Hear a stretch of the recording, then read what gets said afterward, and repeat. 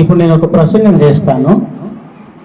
దీన్ని కాదన్నవాడు ఎవడైనా ప్రపంచంలో ఉంటే చాటు మాటకు చెవులు కొరుకోవద్దు, నాతోటి పబ్లిక్ గా డిబేట్ చేయడానికి రావాలి. అంత రూఢిగా లేఖనాల ఆధారంతో నేను ఇట్లా మాట్లాడుతున్నా, కానీ గర్వం ఎక్కువే కాదు. అర్థమైందా? అమ్మో వీనికి బాగా తల నిండా ఉన్నట్టున్నది అనుకోకండి. అసత్య బోధలు అలా ఉన్నందుకు ఆ కోపంతో అంటున్న మాట అంతే. ఏమండి? రైట్.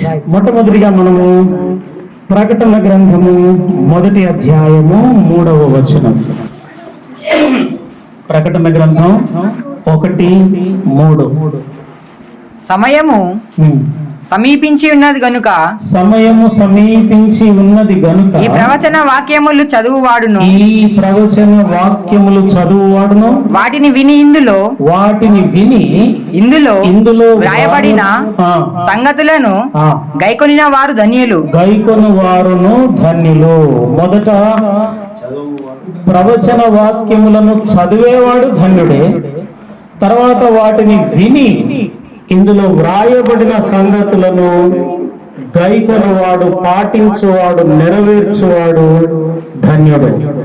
పేతురు వ్రాసిన మొదటి పత్రిక 4వ అధ్యాయము 7వ వచనము. మొదటి పేతురు పత్రిక 4:7. నశించిపోవు. మొదటి పేతురు 4:7. అయితే అన్నిటి అంతము సమీపమై ఉన్నది కాగా మీరు స్వస్థ బుద్ధి గలవారై అంటే స్వస్థపరిచే వరము గలవారై అని కాదు. స్వస్థ బుద్ధి అంటే ఆరోగ్యకరమైన, మెలుకోగలిగిన, లేఖన జ్ఞానము కలిగిన బుద్ధి గలవారై ప్రార్థనలు చేయుటకు మెలకువగా ఉండుడి. ప్రార్థన చేయుటకు నిద్రపోవడని కాదు, మెలకువగా ఉండుడి అంటే లేఖన జ్ఞానముతో ప్రార్థన చేయుడి అని అర్థం అన్నమాట. ఓకే. యెహెజ్కేలు గ్రంథము 38వ అధ్యాయము 16వ వచనం.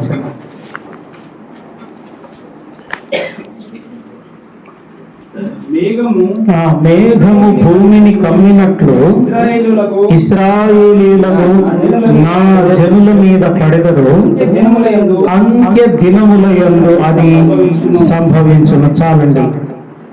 దానియేలు గ్రంథము 2వ అధ్యాయము 28వ వచనం. దానియేలు గ్రంథం 2:28.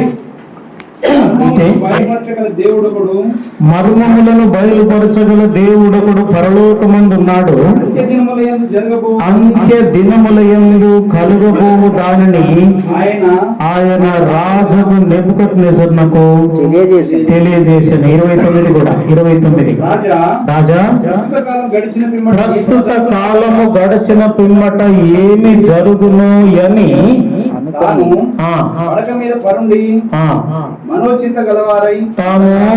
మనోచింత గలవారై ఉండగా మర్మములను బయలుపరచువాడు కలుగబోవు దానిని తమరికి తెలియజేశాను. దేవుని ద్వారా కొద్ది సమయమే వినండి. కాస్త ఆ సంఘటనలన్నీ నేను టీవీ రిపోర్టర్ లాగా చెప్తుంటాను. అవి మీకు గుర్తుంటే చాలు. ఇక మీకు కన్ఫ్యూజన్, యేసు రాకడ గురించి ఉండదు. ఓకే. రైట్. దానియేలు నెబుకద్నెజరు రాజమందిరంలో ఉన్నాడు. ఆయన ఎందుకు రాజమందిరానికి తీసుకురాబడ్డాడంటే రాజుగారికి ఒక కల పడింది. స్వప్నము, కళ, దర్శనము, ఈ 3 బైబిల్ గ్రంథంలో పర్యాయ పదాలుగా వాడబడుతుంటాయి. ఏమండి? స్వప్నము అన్నా దర్శనమన్నా ఒకటే, 2 విధాలుగా దేవుడు చూపిస్తుంటాడు. స్వప్నమేమో రాత్రి నిద్రలో ఒక సినిమా మన ముందు రీల్ నడుస్తూ ఉంటుంది. ఇది స్వప్నము, డ్రీమ్ అన్నారు. దర్శనమేమో ఇది డ్రీమ్ కాదు, ఇది విజన్. ఇది పేతురు ఆ యొక్క అన్యుని ఇంటికి వెళ్ళాడు సువార్త అందిద్దామని. వాళ్ళు భోజనం సిద్ధపరుస్తుంటే మేడ మీదకి ఎక్కాడు. పట్టపగలు ఆకాశం నుండి ఒక దుప్పటి దిగి వస్తుంది. కళ్ళు మూసుకోలేదు, నిద్రపోలేదు, అలాగ దిగి వస్తుంది. ఇది ఒక దర్శనం. నిజంగా దిగి వచ్చింది కాదు, అక్కడ ఏం పురుగులు లేవు, కానీ తిను అని ఒక దర్శనం వచ్చింది, వెళ్ళిపోయింది. అలాగన స్వప్నముల ద్వారా, దర్శనముల ద్వారా దేవుడు మాట్లాడడం అనేది బైబిల్ విధానం. ఇవి రెండే కాదు, మరొక 4 విధాలుగా దేవుడు మాట్లాడతాడు. 5 విధానాల్లో ఇదొక విధానం. మనకు కొన్ని స్వప్నములు ఇచ్చి లేక కొన్ని దర్శనములు కనిపించేటట్టు చేసి దాని యొక్క ప్రవచన భావము మన సంఘటనలో జరిగేదిగా ఉంటూ ఉంటుంది. ఉదాహరణకి నేను ఉద్యోగం చేస్తున్నాను. మహబూబ్ నగర్ లో వర్క్ ఇన్స్పెక్టర్ గా నేను సిరిసిల్లలోనే సివిల్ ఇంజనీరింగ్ చదువుతున్నాను. 1983లో నాది డిప్లొమా అయిపోయింది. ఆ తర్వాత ఉద్యోగం చేస్తుంటే ఎక్కువగా పరిచర్యలో వాడుకుంటున్నాడు దేవుడు, ఇటు ఉద్యోగము చేసుకుంటున్నాను. అప్పుడు నాకు కలబడింది. ఏమిటి ఆ కళ అంటే, ఒక బురదలో నీళ్లు ఎక్కువగా లేవు, బురదగా ఉంది. అందులో కొన్ని చేపలు మూవ్ కాలేకపోతున్నాయి. ఆ బురదను బట్టి నీళ్లు ఫెయిర్ గా ఉంటేనేమో మూవ్ అయ్యేవి, అవి మూవ్ కావాలని ప్రయత్నం చేస్తున్నాయి కానీ ఆ బురదలో ముందుకు వెళ్ళలేకపోతున్నాయి. అందులోనే కొట్టుకుంటున్నాయి. కొట్టుకొని చచ్చిపోయింది. ఒక చేప ఒడ్డుకు వచ్చేసింది, చచ్చిపోయింది. అప్పుడు వాటిని పట్టమని నాకు ఏదో స్వరం వినబడుతుంది. ఇదంతా కళలో జరుగుతుంది. వాటిని పట్టు అంటే బురద చేపలు బట్టి ఎట్లా తింటాం? కొంచెం నీళ్ళలో, మంచి నీళ్ళలో పెడుతున్నాయో తినేవాళ్ళం, కానీ ఈ బురదలో ఉన్న చేపలు చెడ్డ వాసన వస్తుంది, ఎట్లా తింటావు అంటే నువ్వు పట్టాలి. నువ్వు పట్టి వాడిని బ్రతికించు, నువ్వు తినడం కొరకు కాదు. బ్రతికించు అంటే ఏం చేయాలి? ఆ పక్కన నది ఉన్నది, నదిలోనికి వేయమని స్వరం వస్తుంది. సో నేను ఆ బురదలో చేపలు పట్టుతూ ఒక్కొక్క దాన్ని పట్టుకున్నాను. అవి తీసుకుని వెళ్ళి ఆ పక్కన నది పోతున్న నదిలో వేస్తున్నాను. అవి వెళ్ళిపోతున్నాయి. ఇది పడింది. ఏమిటబ్బా ఈ కళ అనుకుంటుంటే అర్థం కాలేదు నాకు. అప్పుడు నన్ను పరిచర్య కొరకు పిలిచి ఈ నీళ్లు లేక కొట్టుమిట్ట ఆడుతున్న చేపలను జీవనది అయిన పరిశుద్ధాత్మ నదిలోనికి నేను విసిరేస్తే అవి జీవము కలిగి బ్రతుకుతాయనేది తర్వాత నాకు అర్థమైంది. సేవ కొరకు సమర్పించుకొని వచ్చి నెబుకద్నెజరుకు రాజు ప్రపంచంలోనే మొట్టమొదటి ప్రపంచ సామ్రాజ్యవేత్త. మొట్టమొదట ప్రపంచ సామ్రాజ్యాన్ని స్థాపించిన వాడు నిమ్రోదు. బైబిల్ గ్రంథంలో వాడి గురించి 3 సార్లు నేరుగా వాడి పేరుతో వ్రాయబడి ఉంది, ఒక చోట మర్మముగా వ్రాయబడి ఉంది. ఇందులో ఆది కాండము 10వ అధ్యాయము 8 నుండి 10 వచనాల్లో మొదటిసారి నిమ్రోదు ఎవరు, ఏం చేశాడు అనడానికి వాడు బాబెలు గోపురమును కట్టించాడు, బబులోను పట్టణమును కట్టించాడు అని ఉంది. మొదటి దినవృత్తాంతముల గ్రంథం 1వ అధ్యాయం 10వ వచనంలో నిమ్రోదు వంటి బలవంతుడు అని వ్రాయబడి ఉంది. మీకా గ్రంథము 5వ అధ్యాయము 2వ వచనం మనం తరచూ ఏమని చదువుతామంటే, బెత్లెహేము ఎఫ్రాతా, నీవు యూదా ప్రధానులలో ఎంత మాత్రము అల్పమైన దానవు కాదు, ఇశ్రాయేలును నా ప్రజలను ఏలబోవాడు నీలో నుండి వస్తాడు. ఇక్కడి వరకు చదువుతాం. క్రిస్మస్ కి డిసెంబర్లో ఈ మాట తరచు చదువుతాం. అక్కడి వరకే చదివి ఆగేస్తాం. కానీ దాని కింద ఒకటి ఉంది, పురాతన కాలము మొదలుకొని శాశ్వత కాలము ఆయన ప్రత్యక్షం అవుతుంది. ఇది యేసు ప్రభువుని గురించి. 6వ వచనంలో, 5వ అధ్యాయం 6వ వచనంలో నిమ్రోదు గురించి మళ్ళీ వ్రాయబడింది. బబులోను కట్టిన నిమ్రోదు అని వ్రాయబడింది. ఇక ప్రకటన గ్రంథం 17వ అధ్యాయం 7 నుండి 11 వచనాల్లో వాడి పేరు చెప్పకుండా వాడి గురించి మర్మముగా వ్రాయబడి ఉంది. ఇది మొట్టమొదటి ప్రపంచ సామ్రాజ్యాన్ని, ప్రపంచ మతాన్ని స్థాపించిన వాడి చరిత్ర. ఇక మొట్టమొదటి సామ్రాజ్యమైన బబులోనును ఆ తర్వాత నెబుకద్నెజర్ రాజు పరిపాలిస్తున్నాడు. ఇలా పరిపాలిస్తున్న రోజుల్లో ఆయనకు ఒక ఆలోచన వచ్చింది. నేను ఇప్పుడైతే పరిపాలిస్తున్నాను కానీ నా తర్వాత ప్రపంచ చరిత్ర ఏమవుతుందో అన్న ఆలోచన వచ్చింది. ఏమండి, కరోనా వచ్చినప్పుడు ఏం ఆలోచన నేను అందరిలో మనుషుల పరిస్థితి ఏమవుతుందో, నేను బ్రతుకుతానో లేదో, అసలు ఈ కరోనా అంతమవుద్దా, అంతమైన తర్వాత ఉండబోయే పరిస్థితులు ఎలా ఉంటాయి అంటూ అందరూ ఆలోచించారు కదా. అలాగే నెబుకద్నెజర్ కాలంలో కరోనా అలాంటిది ఏం లేదు. అంతా సౌఖ్యంగా బ్రతుకుతున్నారు, సుఖ సంతోషాలతో బ్రతుకుతున్నారు. ఎంత సుఖం అంటే ఇప్పుడు ఈ ఇంటికి సున్నం వేశారు కదా, సున్నం వేశారా, ఇదేంటి కలర్ వేశారా ఇది? ఓకే, వాళ్ళు ఏం కలర్ వేసుకునే వాళ్ళు తెలుసా? ఇంటికి బంగారపు పూతని, ఒరిజినల్ బంగారమునే ఇలా వేసుకున్నారు గోడలకు.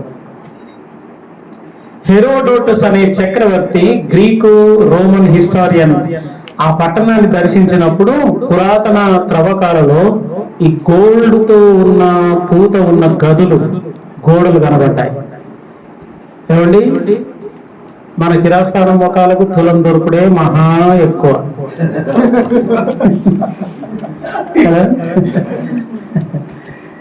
మరి గోడకే పూసుకున్నారట వాళ్ళు. అంటే ఎంత ధనముతో సుఖభోగాలతో ఉండి ఉంటుందో ఆలోచించండి మీరు. దీన్ని మరొక దర్శనంలో నెబుకద్నెజర్కి ఇచ్చిన దర్శనంలో దేవుడు చెప్పాడు అన్నమాట, ఎంత సుఖంగా ఉంది నది పరిపాలన. సరే, ఈ నెబుకద్నెజరు ప్రపంచపు భవిష్యత్తు ఏమవుతుందో అన్న ఆలోచనతో పడుకుంటే దేవుడు ప్రపంచ చరిత్రల గురించి మొట్టమొదటి దర్శనాన్ని నెబుకద్నెజర్కి ఇస్తున్నాడు. ఏమిటి ఆ దర్శనం అంటే, ఒక ఎత్తైన ప్రతిమ కనబడుతుంది. ఆ కలలో దాని తల, దాని ఛాతి, దాని నడుము నుండి తొడల వరకు, కాళ్ళ నుండి మోకాళ్ళ మడిమెల వరకు, మడిమెల నుండి పాదాలు రకరకాల షేప్లో కనబడుతున్నాయి. ఈ చూడనైతే చూశాడు. ఇంతలో ఆకాశం నుండి ఒక చిన్న రాయి వేగముగా వచ్చి దాని పాదాల మీద పడ్డది. పడగానే ఈ ప్రతిమ ముక్కలు ముక్కలుగా మారి దుమ్ముగా మారింది. గాలి వచ్చి దుమ్మును భూమి మీద నుండి కొట్టుకొని పోయింది. అలా కొట్టుకొని పోగానే ఈ చిన్న రాయి భూగోళమంత విశాలముగా మారింది. ఆకాశం అంత ఎత్తుకు ఎదిగింది ఈ చిన్న రాయి. ఇది ఆయన దర్శనంలో చూశాడు. దేని గురించి ఆలోచిస్తుంటే ఈ దర్శనం కనబడింది? ప్రస్తుత కాలము గడిచిన పిమ్మట ఏమి జరుగును. అప్పుడు అందరూ గారడి వాళ్ళు, మాంత్రికులు అందరినీ పెంచి పోషించింది బబులోను సామ్రాజ్యం. బబులోనులో ఎలాంటి దేవ విరోధమైన విద్యలు పుట్టి పెరిగాయో యెషయా గ్రంథము 47వ అధ్యాయము 1 నుండి 12 వచనాలు చదివితే అక్కడ ఆ బబులోను సామ్రాజ్యములో లేక నిమ్రోదు సామ్రాజ్యములో ఆయన తీసుకొని వచ్చిన దేవ విరోధమైన విద్యలన్నిటి లిస్ట్ అక్కడ కనబడుతుంది మనకు. అందులో కర్ణ పిశాచ విద్యలు, గారడీ విద్యలు, మాంత్రిక విద్యలు, జాగ్రత్త విన్నారా? పంచ అంగము, అంగం అంటే అవయవము, పంచ అంటే 5 వేళ్లను చూసి నా జాతకం చెప్పేది పంచాంగం. అలాగే మాసచర్య అంటే ఈ నెలలో నీకేమి జరుగుతుంది, ఈ వారంలో ఇది జరుగుతుంది, ఈ రాశి వాళ్లకు ఈ దినమున ఇలా ఉంటుంది అంటూ ప్రతి న్యూస్ పేపర్లో ఒక పేజీని కేటాయిస్తున్నారు కదా ఆదివారమున. సో ఈ రాశులను సంబంధించిన విద్యలు పుట్టింది అక్కడే. మాసచర్య చెప్పేవాళ్ళు. కర్ణ పిశాచము అంటే, కర్ణ అంటే చెవి. మా కుమార్తెకు కరణము చేయబడును అని అంటారు కదా, చెవులు కుట్టించడం.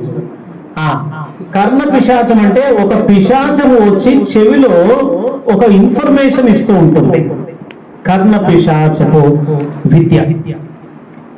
సో ఆ విధంగా సౌలు దగ్గర కూడా కర్ణ పిశాచి గల స్త్రీ ఆమె మంత్రాలు చదివే ప్రయత్నం చేస్తుంటే సమూయేలు ఆత్మ బయటకు వచ్చింది, కానీ సౌలు కనబడట్లేదు. ఈమె కనబడుతున్నాడు సమూయేలు, సౌలు కనబడట్లేదు. ఎవరు ఎవరు ఎవరు ఏం కనబడుతుంది నీకంటే ఒక వ్యక్తి ఎవరో దుప్పటి కప్పుకోరు, ఆయన సమూయేలు సమూయేలు అంటే బోర్లు పడ్డాడు. ఏం చెప్తుండో చెప్పు అని అంటున్నాడు. సమూయేలు సౌలుతో డైరెక్ట్ మాట్లాడట్లేదు, ఈ స్త్రీతో మాట్లాడుతున్నాడు. సో దురాత్మలతో మాట్లాడే విద్య ఈమె ప్రాక్టీస్ చేసింది అనమాట. అయితే అక్కడ చాలా మందికి డౌట్ ఉంటుంది, కర్ణ పిశాచ విద్య గల స్త్రీ పిలిస్తే దేవుని భక్తుడు ప్రవక్త యొక్క ఆత్మ ఎలా వచ్చింది అనే ప్రశ్న వస్తుంటుంది కదా మనకు. మనం జాగ్రత్తగా చదవక ఈ ప్రశ్న వస్తుంది. బైబిల్ అంతా మీద మీద చదువుకుంటా కూడా మనం ఏమండి, ఇంట్లో అబ్బాయి చిన్నపిల్లోడు అరే మీద మీద నడుస్తున్నావు, కళ్ళు తలకాయకి ఎక్కినాయిరా అని ఎప్పుడు అంటారు తల్లిదండ్రులు? తల్లులు చెప్పాలి, ఎక్కువ మీరే మా పదం వాడేది. కళ్ళు తలకాయ మీదకి ఎక్కిన ఆవిరా మీద మీద నడుస్తున్నావు అంటే అర్థం ఏంటి? ఏదో తన్నుకుంటూ పోతున్నాడు మనోడు, ఏదో తొక్కుకుంటున్నాను పోయాడు. దీనికి అంటుంది అనమాట మీద మీద నడుస్తున్నావు. మనం బైబిల్ చదువు కూడా మీద మీద నడుచుడే. వానికన్నా కళ్ళు నెత్తికెక్కినాయి అన్నారు, కానీ మనకైతే కళ్ళు గుడ్డివైపోయినాయి. నీ ధర్మశాస్త్రంలో ఆశ్చర్యకరమైన సంగతులు చూచున్నట్లు అంటే ఏమైపోయినాయి అనమాట దావీదుకు. That's it. ధర్మశాస్త్రములో హెబ్రీ అక్షరాలు చదువుతున్నాడు, కానీ అందులోని పరసంబంధమైన సత్యం ఏమిటో అర్థం కావట్లేదు. అక్షరాలు అయితే చదువుతున్నాడు. This is what happening in the church. సంఘంలో ఇప్పుడు జరుగుతున్న తంతు ఏమిటంటే we are going on surface level,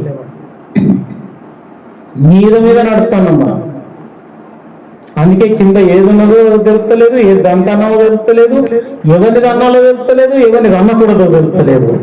తన్నకూడదు అంటున్నాం, తన వదిలిపెడుతున్నాం, మీద మీద నడుస్తున్నాం. కాబట్టి మాసులామని అయ్య గారు రాశారు ఒక పాట, హిందీలో, తెలుగులో, తమిళ్లో, కన్నడలో అన్నిట్లో ఫేమస్ సాంగ్ అది. ఏమిటది? నడిపించు నానావా నడి సంద్రమునదేవ. అందులో 2వ వచనంలో రాశాడు. ఏమని రాశాడంటే, లోతైన జలములలో లోతున వినబడు స్వరమా, లోబడుటను నేర్పించి లోపమును సవరించి. నిద్రపోయే వాళ్ళు కొట్టాలి. లోతైన జలములలో లోతున వినబడు స్వరమా, లోబడుటను నేర్పించి లోపమును సవరించి. నైవులలో లోతైన నా బ్రతుకు లోపించని లోకేశమయా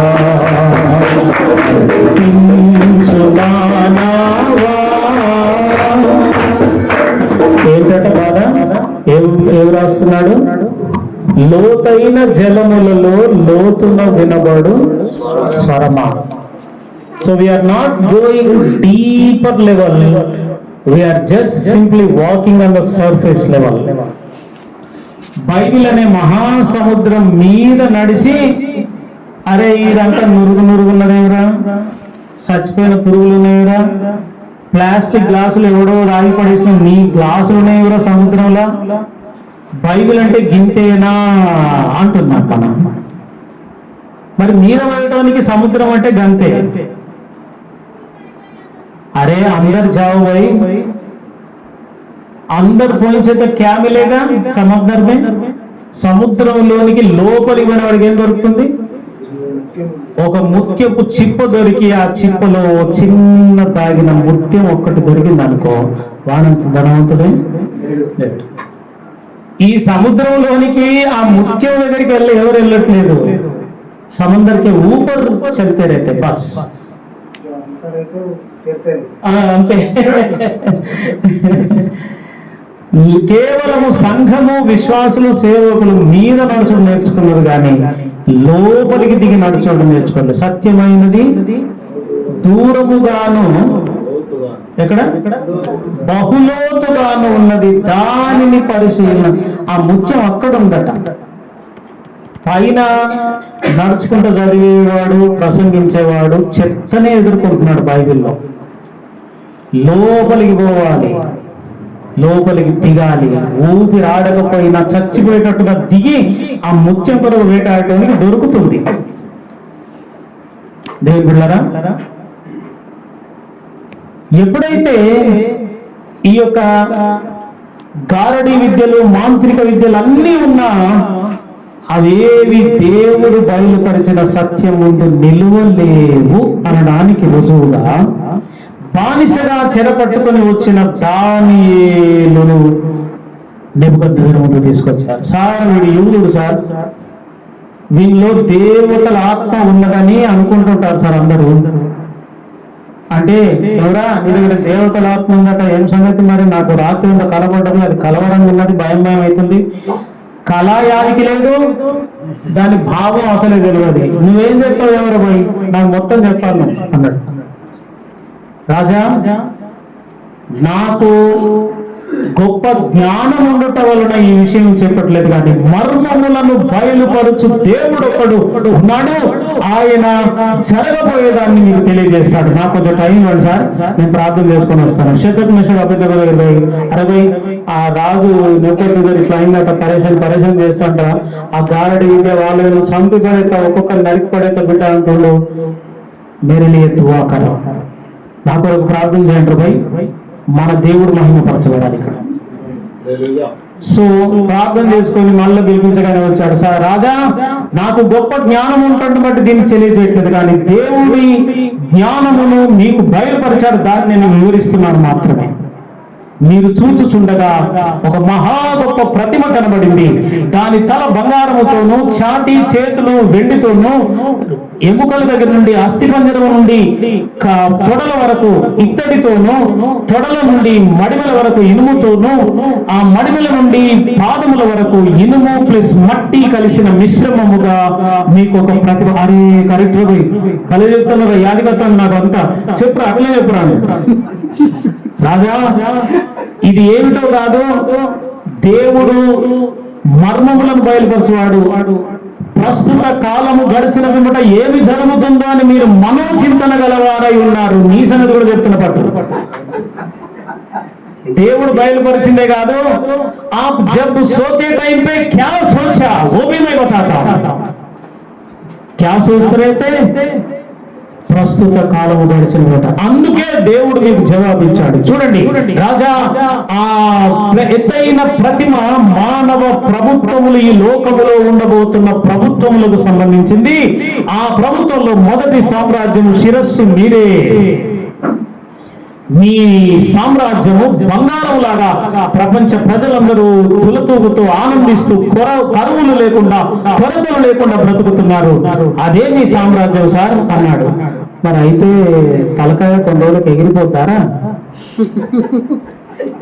అంతే సార్, తలకాయ పోయి ఇప్పుడు ఛాతీ ప్రభుత్వం వస్తుంది, వెండి ప్రభుత్వం వస్తుంది మీ తర్వాత. ఈ ఛాతీకి మొదట 2 చేతులు ఉన్నాయి. ఈ 2 చేతులు వచ్చి ఇలా కలిసి ఒక్క ప్రభుత్వంగా మారుతున్నాయి. అదే మాదియా పారసీక సామ్రాజ్యమును 2 సామ్రాజ్యాలు కలిసి ఒక్క సామ్రాజ్యముగా మీ తర్వాత వస్తాయి సార్. మీ బంగారు ప్రభుత్వం పోయి ఈ వెండి ప్రభుత్వం వస్తుంది. ఆ వెండి ప్రభుత్వంగా ఎందుకు చూపించాడంటే, మాదియా పారసీక సామ్రాజ్యంలో ప్రజల వద్ద నుండి సుంకము బాగా వసూలు చేసేవాళ్ళు. ఈ సుంకం వసూలు చేయాలంటే మరి ఎట్లా? ఈయనేమో బియ్యం ఇస్తానంటుండు సార్, నా దగ్గర మరి బియ్యం లేదు. ఒకఆయన వడ్లు ఇస్తానంటుండు, ఒక చిక్కుడుగాయలు లేదు సార్, నా ట్యాక్స్ నా పన్ను ఇది తీసుకోవాలంటు. ఇదంతా మంచిగా లేదు, లెక్క సక్క లేదు. వెండితో కాయిన్స్ తయారు చేయడం మొట్టమొదట పారసీక సామ్రాజ్యంలోనే ప్రారంభం అయింది. సో ఈ వెండితో కొనుక్కున్న చిక్కుడుగాయలు పెట్టు, బియ్యం పెట్టు, వెండితో కొనుక్కో, దాన్ని నువ్వు ప్రభుత్వానికి పన్నుగా కట్టడం అనేది పారసీక రాజు కోరేషు ఆధ్వర్యంలో వెండి కాయిన్స్ తయారు చేశారు. తద్వారా ఆ సామ్రాజ్యాన్ని దేవుడు వెండితో చూపించాడు. ఈ వెండి సామ్రాజ్యం తర్వాత ఈ పారసీక రాజులు వాళ్ళు రాజ్యకాంక్ష కలిగిన వాళ్ళు, ఎక్కువ రాజ్యాలను జయించి మనలో కలుపుకోవాలంటూ ఈ తూర్పు నుండి పడమటి వైపు వెళ్తూ వెళ్తూ వెళ్తూ పడమర మాసిడోనియా సామ్రాజ్యం అనే ఒక చిన్న సామ్రాజ్యం ఉన్నది. ఫిలిప్ అనేవాడు దాన్ని పరిపాలిస్తుండగా వీళ్ళు వెళ్ళి వాడిని క్రూరాతి క్రూరంగా చంపారు. ఎవరి ముందంటే ఈ చిన్న పిల్లవాడంతా కుమారుడు ముందు. ఒకసారి లేచిన ఎంత వయసు? 8 years. ఓకే, ఇంకా కొంచెం పెద్ద అబ్బాయి 12 years అబ్బాయి. ఆ అబ్బాయి 12 years ఉండగా వాళ్ళ నాన్న ఫిలిప్ను ఈ పారసీక రాజులు వచ్చి అతన్ని తల నరికివేసి ముక్కలు నరికివేస్తుంటే ఈ అబ్బాయి చూశాడు. ఈ అబ్బాయి చూస్తూ భయపడ్డాడు, భయకంపితుడైపోయి ఏం జరిగింది, మా నాన్నని ఏం చేశారు వీళ్ళు. అప్పటికే ఈ చిన్నవాడు అరిస్టాటిల్ అనే ఫిలాసఫర్ దగ్గర శిక్షణ పొందుతున్నాడు, ఫిలాసఫీ చదువుతున్నాడు. ఆ అరిస్టాటిల్ దగ్గరికి పోయాడు. మా నాన్నగారిని ఎవరో వచ్చారు, ఎందుకు చంపారు, అంత క్రూరంగా ఎందుకు చంపారు, రక్తపాతం చేశారు ఎందుకు, మా నాన్న ఏం తప్పు చేశాడని అరిస్టాటిల్ అడుగుతప్పుడు చెప్పాడు, ఇది రాజనీతి శాస్త్రం నాయనా. రాజులు తమ సామ్రాజ్యాన్ని విస్తరించే దశలో ఆ పరిపాలిస్తున్న రాజును చంపకపోతే ఆ రాజ్యం వాళ్ళ చేతిలోనికి రాదు. కాబట్టి చంపారు మీ నాన్నను. అలాగా అయితే రేపు నేను కూడా రాజ్య విస్తరణ చేయాలి అంటే రాజులను సంహరించుకుంటూ వెళ్ళాలా? ఎస్, అంతే, తప్పదు. అయితే నాకు యుద్ధ విద్యలు కావాలి. ఆ 12 సంవత్సరాల వయసున్న ఆ కుర్రాడు యుద్ధ విద్యలు నేర్చుకోవడం మొదలుపెట్టాడు. ఇటు రాజనీతి శాస్త్రం, ఫిలాసఫీ నేర్చుకుంటున్నాడు, రాజ్యాలను ఎలాగో సంపాదించాలి, ఎలాగో పరిపాలించాలి నేర్చుకుంటున్నాడు, పొలిటికల్ సైన్స్. అలాగే యుద్ధ విద్యలు కూడా నేర్చుకుంటున్నాడు. ఇలాగ నేర్చుకొని 22 వయసు వరకు ఎదిగాడు. ఎదిగి తనలో బాల్యం నుండి రగులుతున్నది, మా నాన్నను నా కళ్ళ ముందు క్రూరాతి క్రూరంగా చంపిన సామ్రాజ్యం, పారసీక సామ్రాజ్యం ఉందే, నేను వాళ్ళని అలాగే చంపుతానని పగబట్టాడు. ఆ చిన్న వయసు నుండి అతనే Greek Veerudu Alexander the great. ఈయన ఆ 12 సంవత్సరాల వయసు నుండి 22 సంవత్సరాలు 10 years ఫిలాసఫీ, అలాగే పొలిటికల్ సైన్స్, అలాగే యుద్ధ విద్యలు అన్ని నేర్చుకున్నాడు. ఇక తాను మేకపోతు అన్నాడు దానియేలు ఆయన గురించి. పడమటి నుండి ఒంటి కొమ్ము కలిగిన ఒక మేకపోతు దూసుకు వచ్చి 2 కొమ్ములు కలిగిన పొట్టేలును మీద పడి ఒంటి కొమ్ముతో పొడిచి తుత్తినీయులుగా చేసి త్రొక్కుచుండెను. దాని వశము నుండి 2 కొమ్ముల పొట్టేళ్లు కాపాడడం ఎవరి వశము కావట్లేదు అన్నాడు దానియేలు. ఈ 2 కొమ్ములు అంటే 2 అధికారాలు, మాదియా పారసీక. ఒంటి కొమ్ము అంటే అలెగ్జాండర్ ద గ్రేట్ ఒక్కడే.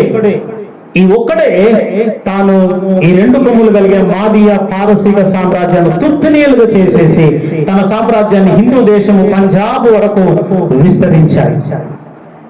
అది గ్రీకు సామ్రాజ్యం. అండి, బంగారము, శిరస్సు, ఛాతి వెండి, కడుపు నుండి తొడల వరకు ఇత్తడి.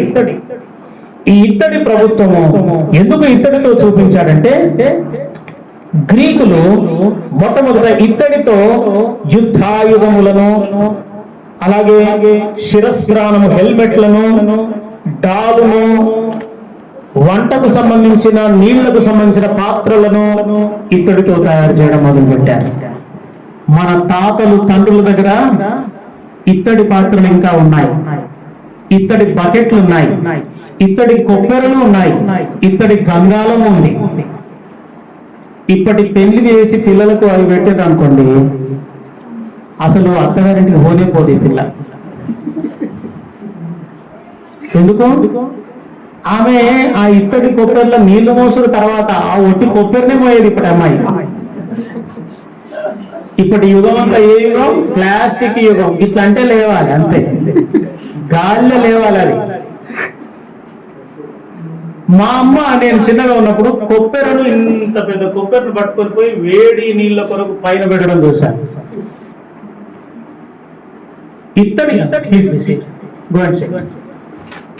ఇత్తడి యొక్క ప్రత్యేకత ఏమిటంటే, పంచలోహాలలో ఇత్తడి యొక్క ప్రత్యేకత, ఇది అత్యధిక వేడిని తట్టుకొని నిలవగలిగిన శక్తి ఇత్తడికి మాత్రమే ఉంది. మీరు నీళ్లు కాగబెట్టుకుంటే బంగారు కుండలు కాగబెట్టుకున్నారా, వెండి కుండలు కాగబెట్టుకున్నారా, ఇత్తడి దాంట్లో కాగబెట్టారా? ముసలు చెప్పుకుంటున్నా, పెద్ద మనుషులు చెప్పుకుంటున్నా.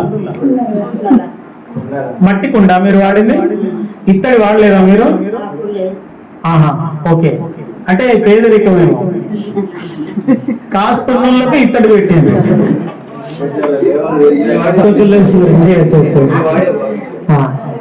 ఇత్తడి వాడలు చేయొద్దులా, ఇత్తడి. Very good, very good. ఇత్తడి వాడారు వాళ్ళు. ఓకే.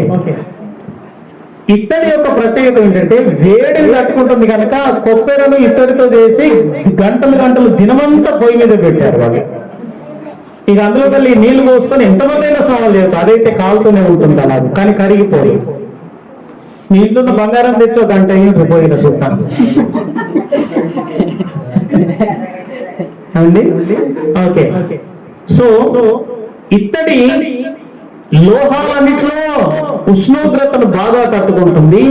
అలాగే ఈ గ్రీకు సామ్రాజ్యమును ఎదిరించగలిగే శక్తి ఎవరు లేకుండా నిలబడింది ఈ గ్రీకు సామ్రాజ్యం. అందుకని మన భారతదేశంలో పంజాబ్ రాష్ట్రం దగ్గర దాకా వచ్చాడు. పంజాబ్ రాష్ట్రం అప్పుడు మన భారతదేశం ఒక దేశం కాదు, చిన్న చిన్న రాజ్యాలుగా ఉన్నది. చిన్న చిన్న కోటలు కట్టుకొని ఆ కోట గోడలో ఉన్న ప్రజలందరూ ఆ రాజుగారిలో ఆధ్వర్యంలో ఉంటారన్నమాట. ఒక దేశం కాదు అప్పటికి. సో ఆ విధంగా వాళ్ళు వచ్చి పంజాబ్ దగ్గరకు వచ్చినప్పుడు పురుషోత్తముడు అనే రాజు పరిపాలించి తల వంచాడు గ్రీకు వీరుడు ముందు. అయ్యా, మేము మీకు పన్ను కడతాం, మేము సామంత రాజుగా ఉంటాం, మీరు గ్రీకు సామ్రాజ్య రాజుగా ఉండండి అంటూ ఒప్పందం చేసుకొని తిరిగి వెళ్తున్నాడు. తిరిగి వెళ్తూ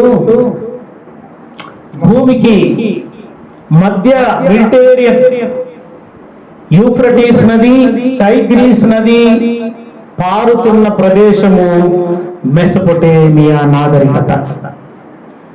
ఈ మెసొపొటేమియా నాగరికత దగ్గరికి వచ్చేసరికి అక్కడ ఒక బిల్డింగ్ చూశాడు. ఎవరు కట్టించిన బిల్డింగ్ అది? నెబుకద్నెజరు, బబులోను రాజైన నెబుకద్నెజరు కట్టించిన బిల్డింగ్. ఎంత? 6 ఎకరాలలో 6 అంతస్తులలో కట్టించాడు. ఆ బిల్డింగ్ యొక్క ప్రత్యేకత ఏమిటంటే, ఇప్పుడు మీరు అపార్ట్మెంట్లలో ఇండ్ల మీద చిన్న చిన్న తొట్లు పెట్టి చెట్లు పెట్టి నీళ్లు పోస్తే అవి బతుకులేదు కదా, అలా కాదు.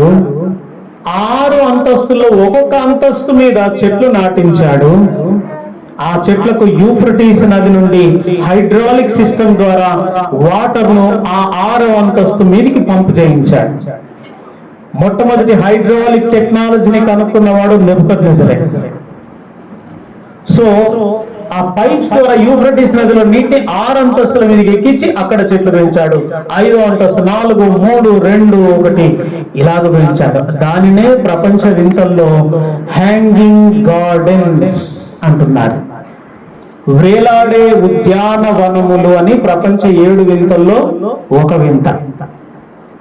ఇప్పుడు మనోళ్ళు హైదరాబాద్ లో అట్లా చెట్లు పెట్టిస్తారు కానీ అంత వైభవము లేదు. ఈయన అనుకున్నాడు అలెగ్జాండర్, ప్రపంచంలో మొదటి సామ్రాజ్యం బబులోను కాబట్టి బబులోన్లో 6 అంతస్తుల బిల్డింగ్ 6 ఎకరాల్లో ఉంది గనక, ప్రపంచాన్ని అంతటిని జయించాను గనక నా సామ్రాజ్యానికి రాజధానిగా ప్రభుత్వ పరిపాలన బిల్డింగ్ గా ఆ బిల్డింగ్ ను పెట్టుకుంటాను నేను, అందులో నుండి నా ప్రభుత్వాన్ని, ప్రపంచ ప్రభుత్వాన్ని నడిపిస్తాను అనుకుని ఇండియా నుండి బయలుదేరి వెళ్ళాడు. ఆ బిల్డింగ్ లో పడుకున్నాడు, అక్కడే చనిపోయాడు. ప్రపంచాన్ని అంతటినీ నేను నడిపిస్తాను ఈ బిల్డింగ్ లో ఉండి అనుకున్నాడు, అందులోనే పడుకొని చచ్చిపోయాడు. ప్రపంచంలో అప్పటికున్న పేరు మోసిన వైద్యులందరినీ పిలిపించాడు. నాకు ఏదో రోగం వచ్చిందయ్యా, నన్ను బాగు చేయండి బాగు చేయండి బాగు చేయండి అని. ఏమీ చేయలేకపోయారు. ప్రపంచంలో ఆనాటి ప్రఖ్యాతిగాంచిన వైద్యులందరూ అలెగ్జాండర్ ట్రీట్మెంట్ చేసినా బ్రతకలేకపోయాడు. ఏమండి, అలాగన ఆయన మరణించాడు. అంటే దేవుడు ఏమి చెప్పే ప్రయత్నం చేస్తున్నాడు ప్రపంచానికి? మానవుడి రాజ్యము కాదు, అధికారం కాదు, గొప్పతనము కాదు, it is in my hands. నా చేతుల్లోనే మానవుడి జీవితం ఉంది, ప్రపంచ చరిత్ర ఉంది. మర్మములను బయలుపరుచు దేవుడు తానే మీకు ఈ సత్యములు తెలియజేస్తున్నాడు. ఏమండి, మన్నే కదయ్యా పాట ఎంతమందికి వచ్చు? అందరికి వచ్చా? ఒక్కరికి కూడా రాదా? వచ్చా? వచ్చు కానీ మేము పాడము అంతే. విజయము సాధించినట్టి వీరుడు సికందరు, విజయము సాధించినట్టి వీరుడు సికందరు, భుజబలముతో గెలిచినవని ధీరుడ అలెగ్జాండరు, భుజబలముతో గెలిచినవని ధీరుడ అలెగ్జాండరు. ఎంచును ఎన్నాళ్ళు వందువో మరణించిన మన్నౌడు గదయ్యా, ఎంచును ఎన్నాళ్ళు ఉండిరో మరణించిరి మన్నైరి గదయ్యా, మన్నే గదయ్యా మన్నే గదయ్యా, మన్నే గదయ్యా మన్నే గదయ్యా. మనలోని ఆత్మజ్యోతికి తప్ప మరిలోనిదంత మన్నే గదయ్యా, మనలోని ఆత్మజ్యోతికి తప్ప మరిలోనిదంత మన్నే గదయ్యా. అలెగ్జాండర్ ఆ విధంగా ఈ గ్రీకు సామ్రాజ్యం అంతరించింది. జాగ్రత్తగా వినండి. ప్రపంచ చరిత్ర, జరిగిన చరిత్ర, జరుగుతున్న చరిత్ర, జరగబోతున్న చరిత్ర రాత్రి పరైనా తప్పకుండా చెప్తా. కాబట్టి మీకు చెప్పకుండానైతే సగం లాభ. ఓకే, వినడీకుంటారట మీరు. కాబట్టి ఇక నేను సాపలకేం చెప్పుకుంటా కానీ మీరు వినేంతసేపే చెప్తా. రైట్. ఎప్పుడైతే గ్రీకు సామ్రాజ్యం అంతరించిందో దానియేలు ఒక దర్శనం చూస్తూ అన్నాడు. గ్రీకు సామ్రాజ్యం టైంకు దానియేలు లేడు, కానీ దేవుడు అంతకుముందే బయలుపరిచాడు దానియేలుకు. 7వ అధ్యాయంలో ప్రవచిస్తూ అన్నాడు, నేను చూచుచుండగా ఏ మేకపోత అయితే పొట్టేలు మీద విరుచుకుపడిందో, దాన్ని తుత్తినీయలుగా చేసిందో, ఆ మేకపోతు ఎదిగి బలమునందగా దాని కొమ్ము విరిగిపోయెను అని ఉంది. ఎదిగింది, బలము పొందింది, ప్రపంచ సామ్రాజ్యం అంతటికి పాకింది. అప్పుడు దాని కొమ్ము విరిగిపోయింది. ఆ ఒంటి కొమ్ము ఎవరని చెప్పాను? Alexander the great. అలెగ్జాండర్ చచ్చిపోయాడు. 32వ ఏట చచ్చిపోయాడు. 22వ ఏట ప్రపంచ సామ్రాజ్యం మీదకి వచ్చాడు. 32వ ఏట చచ్చిపోయాడు. జస్ట్ 10 years అతని ప్రపంచ పరిపాలన. 8 years లోనే ప్రపంచ దేశాలు చాలా మటుకు జయించేశాడు. సో ఈ కొమ్ము విరిగిపోయింది. ఈ కొమ్ము విరిగే సమయానికి దానియేలుకే దేవుడు మరొక దర్శనం చూపించాడు. ఏమిటంటే, ఒక చిరుత పులికి 4 తలలు ఉన్నాయి, 4 పక్షి రెక్కలు ఉన్నాయి అని చెప్పాడు దానియేలుకు పడిన దర్శనంలో. ఈ చిరుత పులి ఏమండి, అడవి జంతువుల్లో చిరుత పులి ప్రత్యేకత ఏమిటో? ఎస్, అన్ని జంతువుల కంటే వేగముగా పరిగెత్తగలిగినది జింక అయితే, దాన్ని సైతం వేటాడగలిగి పట్టుకొనగలిగినంత వేగము కలిగినది చిరుతపులి.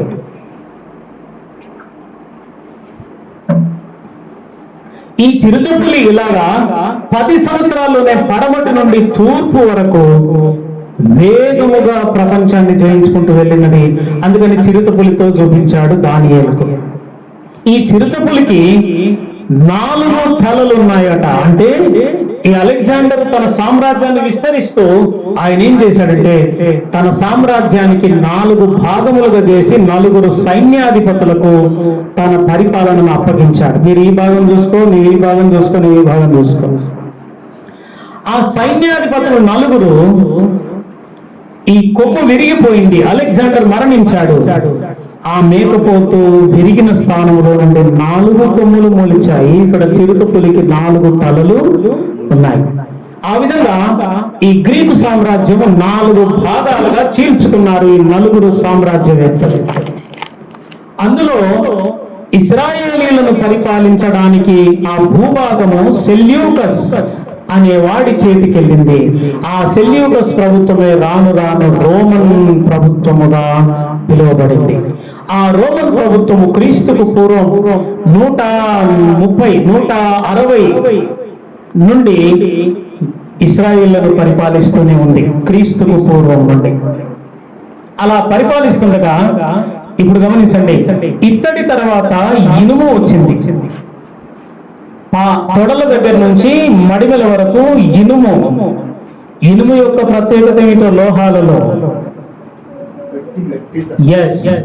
అన్నిటికంటే గట్టిది. ఏ లోహమును పగలగొట్టాలన్నా ఇనుముతోనే పగలగొట్టాలి. బంగారము గాని, వెండి గాని, ఇనుము గాని, ఇత్తడి గాని, రాగి గాని, ఏ లోహమైనా ఇనుముతోనే పగలగొట్టాలి. అంటే అంత బలమైనది. సో గ్రీకు సామ్రాజ్యం తర్వాత సెల్యూకస్ రోమన్ సామ్రాజ్యము ఇనుము సామ్రాజ్యముగా పోల్చబడింది. చూడండి, తల జానెడు కంటే కొంచెం ఎక్కువ ఉంటుంది, అంటే సుమారు 10 ఇంచులు ఉంటుంది మెడ వరకు. ఛాతి 12 ఇంచుల దాకా ఉంటుంది. కడుపు నుండి తొడల వరకు 3 ఉంటుంది సుమారుగా. ఈ తొడల నుండి మోకాళ్ళ వరకు 3 కంటే ఎక్కువ ఉంటుంది. అంటే ఈ రోమన్ సామ్రాజ్యము ఎక్కువ కాలము పరిపాలించింది ప్రపంచ చరిత్రలో. ఈ రోమన్ సామ్రాజ్యము ఇశ్రాయేలును కూడా క్రీస్తుకు పూర్వము 2వ శతాబ్దం నుండి పరిపాలిస్తూ 14వ శతాబ్దం వరకు పరిపాలిస్తూ వచ్చింది. అంటే సుమారు 1600 సంవత్సరాల పాటు రోమన్ సామ్రాజ్యమే ఇశ్రాయేలులను పరిపాలిస్తూ వచ్చింది. ఇనుము ప్రభుత్వం అయిపోయిన తర్వాత ఏమి జరుగుతుంది అంటే, ఈ మడిమెల నుండి పాదాల వరకు ఇనుము మట్టి మిశ్రమముతో కూడిన 10 వేళ్లు కలిగిన ప్రభుత్వం రావాలి. ఏమండి, పాదాలకు ఎన్ని వేళ్ళు ఉన్నాయి? 10 వేళ్ళు.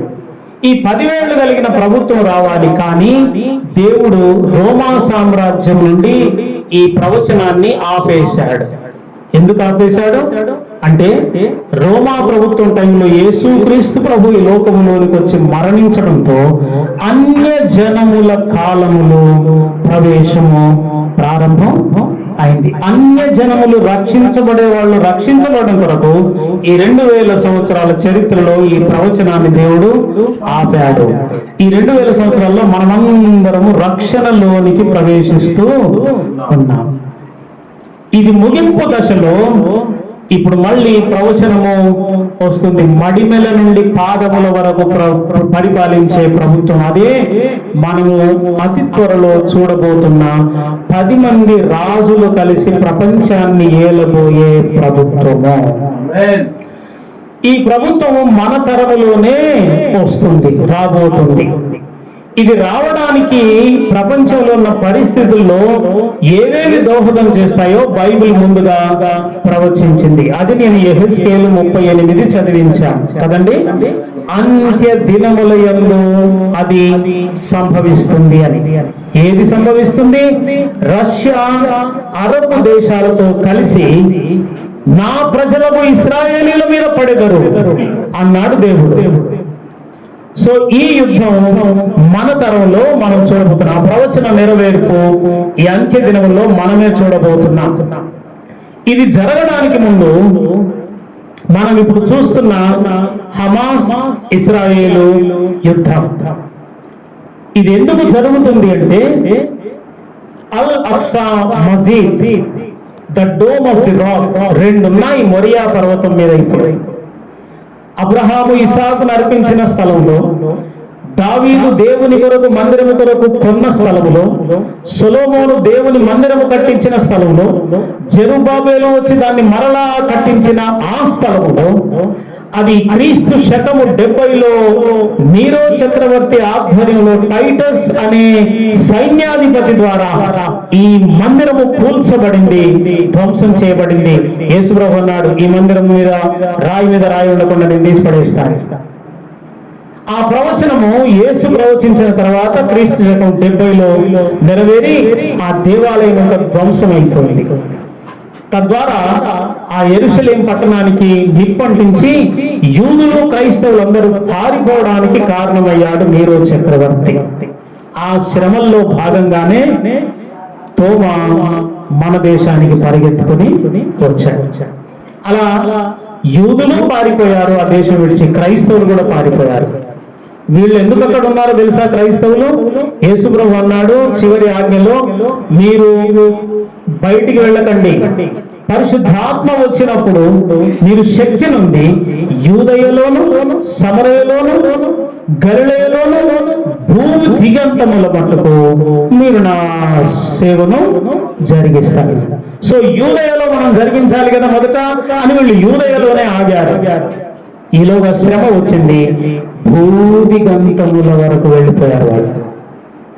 ఆ విధంగా ఈ యొక్క క్రైస్తవుల యూదులు లేకుండా పారిపోయే పరిస్థితి వచ్చింది. ఈ రోమా ప్రభుత్వం పరిపాలన చేస్తున్న దశలో యేసుక్రీస్తు పుట్టిన సమయానికి ఈ స్థలం పేరు ఇశ్రాయేలు దేశము కాదు. ఏ దేశం మరి? మీ బైబిల్లో చివరిన 4 పటాలు ఉంటాయి. ఇప్పుడు తీసి చూడకండి, కానీ ఎవరైనా ఎప్పుడైనా చూసిన పాపాన పోయారా? ఈ లోపల ఉన్న పేజీలు చూడడానికి మాకు టైం లేదంటే కొసకున్న పేజీలు ఎవరు చూస్తాడా?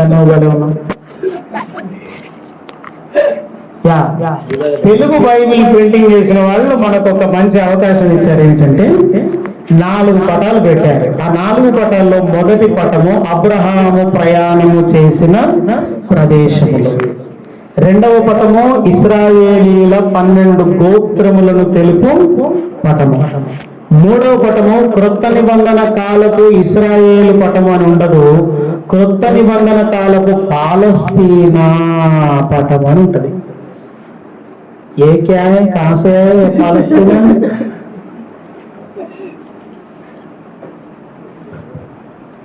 ये देश जो है इस्राइल का है ना, ये पालस्तीना बोल के बाइबल में लिखा हुआ है. क्यों? దానికి ఒక కారణం ఉంది. ఏమంటే ఇప్పుడు యుద్ధం జరగడానికి కారణం ఏదో అదే కారణం చెప్తున్నా, జాగ్రత్త వినాలి. క్రైస్తవుడు ఒక ప్రవచన విద్యార్థి. క్రైస్తవుడికి మాత్రమే ప్రపంచంలో ఏమి జరుగుతుందో, ఎందుకు జరుగుతుందో, ఏమి జరగబోతుందో, ఎందుకు జరగబోతుందో మనకే తెలుసు. ఎందుకంటే హైందవ గ్రంథాల్లో ప్రవచనం లేదు ప్రపంచ భవిష్యత్తును గురించి. ఇస్లాంలో ఖురాన్ షరీఫ్ లో 118 అధ్యాయాల్లో 6666 వచనాల్లో ఒక్క దగ్గర కూడా ప్రపంచపు ముగింపు భవిష్యత్తు ఏం కాబోతుందో ఒక్క ప్రవచనం లేదు. ఇక జెరాస్ట్రియనిజం, కన్ఫ్యూషనిజం, బౌద్ధిజం, జైనిజం, ఏ సోబ్ జో హై నా, ఎందులో కూడా ఒక్కటంటే ఒక్క ప్రవచనం లేదు ప్రపంచాన్ని గురించి. బైబిల్ గ్రంథం ఒకటే ప్రపంచ గత, ప్రస్తుత, భవిష్యత్తును గురించి ప్రవచించిన గ్రంథం. దేవునికి స్తోత్రం కలుగునగా. ये मेरा सवाल है सारी दुनिया के लिए, इसमें जो है भविष्यवाणी कोई धर्म में है तो दिखाइए. తెలుగులో ఏడవండి. ఇందులో ఉన్న ప్రవచనాలు భవిష్యత్తుల గురించి తెలిపే సంఘటనల గురించి ఏ మత గ్రంథంలోనైనా ఉంటే నాకు చూపించండి. లేకపోతే ఈ బైబిల్ దేవుడే నిజమైన దేవుడు అని చచ్చినట్టు ఒప్పుకోండి అంతే. బైబిల్ గ్రంథం యొక్క దేవుడు నిజమైన దేవుడు అనడానికి మొదటి రుజువు ఏంటంటే, this is the book only prophesies about future. భవిష్యత్తుల గురించి ప్రవచించిన ఏకైక మత గ్రంథం ఇదే. మరి భగవంతుడు అన్నోడికి భవిష్యత్ జ్ఞానం ఉంటేనే భగవంతుడు అవుతాడు కదా. కాబట్టి ఈ దేవుడికే ఆ జ్ఞానం ఉంది కనుక ఈయనే నిజమైన దేవుడు అని క్రైస్తవుడు రూఢిగా ప్రకటించగలుగుతాడు. ఇది మన ధైర్యం. ప్రవచనములు. దేవుడు కూడా ఛాలెంజ్ చేసింది ప్రవచనంతోనే. నాలాగా భవిష్యత్తును గురించి చెప్పేవాడు ఎవడైనా ఉంటే తీసుకురండి, వాడిని కూడా దేవుడు అని ఒప్పుకుంటామేమని యెహోవా దేవుడు సవాల్ చేశాడు. దేవుళ్ళరా, బైబిల్ యొక్క ప్రత్యేకత మొదటిది ప్రవచనం, భవిష్యవాణి. ఇందులో దేవుడు ప్రవచిస్తున్నాడు, అంత్య దినములలో రష్యా నీవు నా ప్రజల మీదకి వస్తావు. ఇది రావడానికి కారణాలు ఏమిటో నేను చెబుతున్నాను, జాగ్రత్త వినండి. క్రీస్తుకు పూర్వం 146లో 160లో రోమా సామ్రాజ్యం చేతికి వెళ్ళిపోయింది ఇశ్రాయేల్ దేశం. 146లో బార్కోబా అనే ఒక యూదుడు విప్లవం లేవదీశాడు. దేని గురించిన విప్లవం తెలుసా? ఈ రోమీయులు గత 40 సంవత్సరాలుగా మనల్ని పరిపాలిస్తున్నారు. వీళ్ళు మనల్ని పరిపాలించేదేంద్రా, మనందరం ఒకటే వీళ్ళని నిలబడదాం, మనల్ని మనం పరిపాలించుకుందామని మన వాళ్ళందరూ బ్రిటిష్ వాళ్ళ కొరకు వందే మాత్రం ఉద్యమం తీసినట్టుగా బార్కోబా అనేవాడు క్రీస్తుకు పూర్వమే యూదులందరినీ పోగు చేసుకొని ఒక ఉద్యమం లేవదీశాడు. అప్పుడున్న ప్రభుత్వం ఏదని చెప్తున్నాను, రోమా ప్రభుత్వం. ఉన్నారా పోయారా? మరి ఇన్నట్టు ఏంటారు, ఒకదానికి చెప్తలేరా? అప్పుడున్న ప్రభుత్వం రోమా ప్రభుత్వం. రోమా ప్రభుత్వాన్ని దేవుడు దర్శనంలో దేంతో చూపించాడు? ఏ లోహంతో చూపించాడు? ఇనుము. ఇనుము అన్నిటినీ దంచగలిగినది. సో ఈ ఉద్యమాన్ని కూడా రోమా ప్రభుత్వం దంచి పడేసింది, చంపి పడేసింది అనేకులను. మా ప్రభుత్వం మీదకి మీరు విప్లవం లేవదీస్తారట్రా, బార్కోబా అనే వాడిని ఉరిదీసి పడేసింది. దాంతో ఉద్యమం చల్లారిపోయింది, అడుగంటిపోయింది. అప్పుడు హేడ్రియన్ అనే రోమన్ చక్రవర్తి ఒకడు, మా మీదికే మీరు తిరుగుబాటు లేవదీస్తారా, మీ సంగతి చూస్తానని అప్పటికి కొంతమంది యూదులు యెరూషలేము చుట్టూ ఇండ్లు కట్టుకొని ఉంటున్నారు కొద్ది సంఖ్యలో. వీళ్ళందరినీ తరిమి వేశాడు, చంపేశాడు కొందరిని. దీనికి ఆనుకొని గాజా, బైబిల్లో కూడా ఉంది ఆ పేరు, గాతు, వాడైన గొల్యాతు. గాతు కూడా గాజా పక్కదే. సో ఈ ప్రాంతంలో ఫిలిస్తీయులు అన్న వాళ్ళు ఉండేవాళ్ళు. ఈ ఫిలిస్తీన్లను ఏం చేశారంటే హేడ్రియన్ అనే చక్రవర్తి యూదులందరినీ ఇక్కడ నుండి తరిమి వేసి, అరే మీరు వచ్చింది ఉండదు, యెరూషలేము దగ్గర ఉండదు, వాడు మళ్ళీ ఎట్లా వస్తాడో చూస్తాం. సో వాళ్ళకి ఈ యెరూషలేమును దేశముగా ఇచ్చేశాడు రోమన్ చక్రవర్తి అయిన హేడ్రియన్. అప్పటి నుండి ఈ ప్రాంతం అంతా, యెరూషలేము చుట్టుపక్కల ప్రాంతం అంతా ఫిలిస్తీయులే ఉంటున్నారు. వీరు ఫిలిస్తియా అన్నారు, ఆ దేశంలో ఫిలిస్తియా అన్నారు. ఈ ఫిలిస్తియా రాను రాను పాలస్తీనా అయిందన్నమాట. సో పాలస్తీనాగా అప్పటి నుండే, క్రీస్తు పుట్టక ముందు నుండే అది పిలువబడుతుంది. అందుకని కొత్త నిబంధన కాలపు పాలస్తీనా పటం అని రాశారు బైబిల్లో. కొత్త నిబంధన కాలపు ఇశ్రాయేల్ అంటే మళ్ళీ కొట్లాట వస్తుందని పాలస్తీనా అని రాశారు. ఎస్, గాతువాడ, గొల్యాతుకు సంబంధించిన సంతతి. వాళ్ళందరూ కూడా ఫిలిస్తీన్లుగా ఉన్నారు. వీళ్ళు వచ్చి ఇక్కడ నివాసం చేస్తున్నారు. ఇక ఇశ్రాయేలీయులు, యూదులందరూ పారిపోయారు ఆయా దేశాల్లోనికి. 1948 సంవత్సరానికి ముందు రెండవ ప్రపంచ యుద్ధం ఒకటి వచ్చింది. ఈ రెండవ ప్రపంచ యుద్ధంలో ఇటు బ్రిటన్, ఇటు జర్మనీ, ఈ జర్మనీకి సపోర్ట్ గా కొన్ని దేశాలు, బ్రిటన్ కు సపోర్ట్ గా కొన్ని దేశాలు రెండవ ప్రపంచ యుద్ధం జరిగింది. ఆల్మోస్ట్ 1949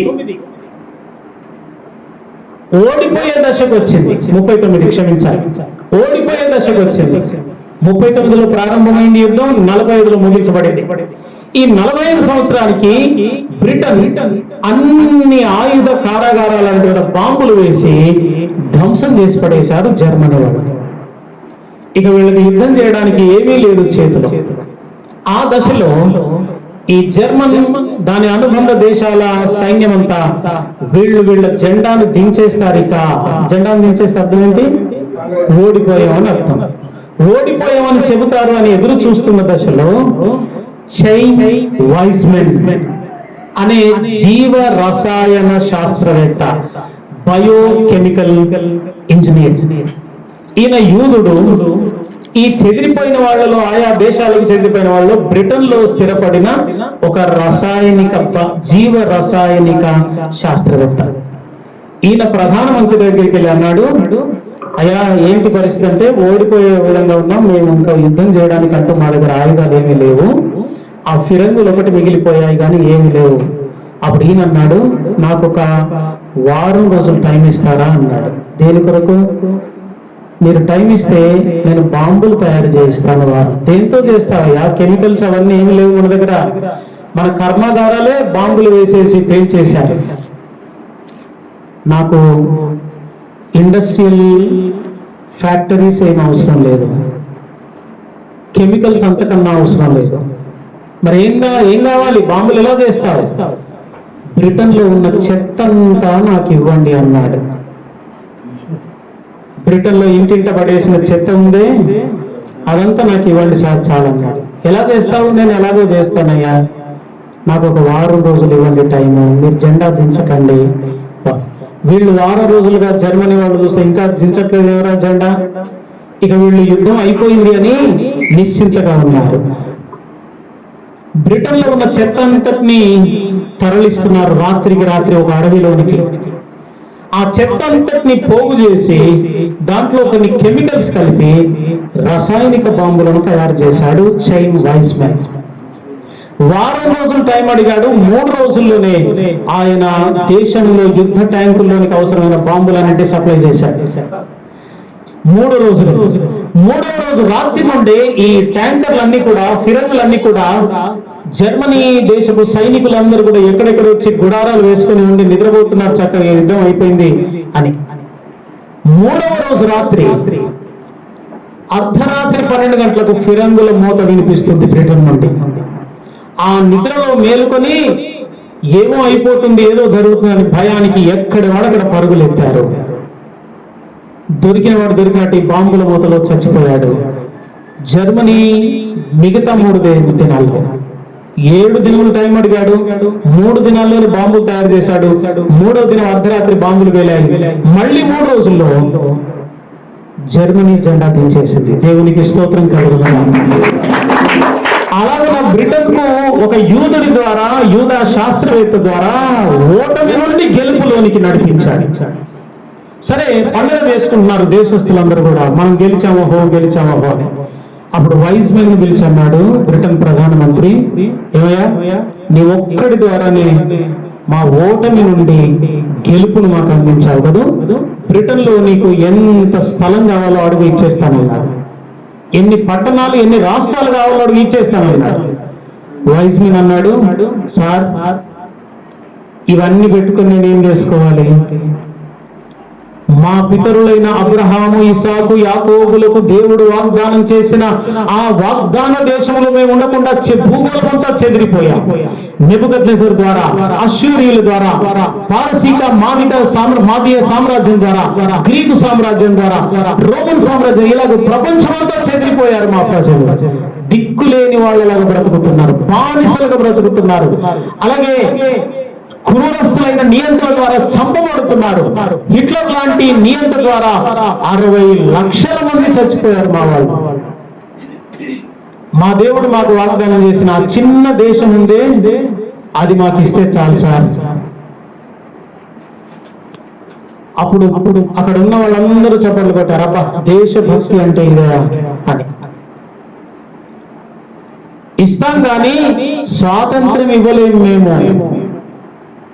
మీరెళ్ళి దాన్ని ఎలాగో వశం చేసుకుంటారో చేసుకోండి, మేము మాత్రం అక్కడ నుండి మా ప్రభుత్వ ఆఫీసులు, ఉద్యోగాలు, ఆయుధాలు, సైన్యం అంతటిని మేము తరలించడానికి సంవత్సరం సమయం కావాలి మాకన్నాడు. సంవత్సరం కాలంలో యూదులందరూ కూడా ఒక ప్లాన్ వేశారు.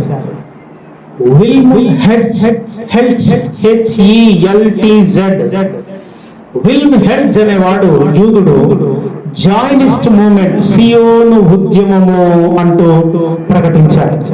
ప్రపంచంలో ఎక్కడెక్కడ చెదిరి ఉన్న యూదులందరము మనం మళ్ళీ సియోనుకు వెళ్ళిపోదాము రండహో అంటూ ఆ ఉద్యమం ద్వారా పిలుపునిస్తున్నారు.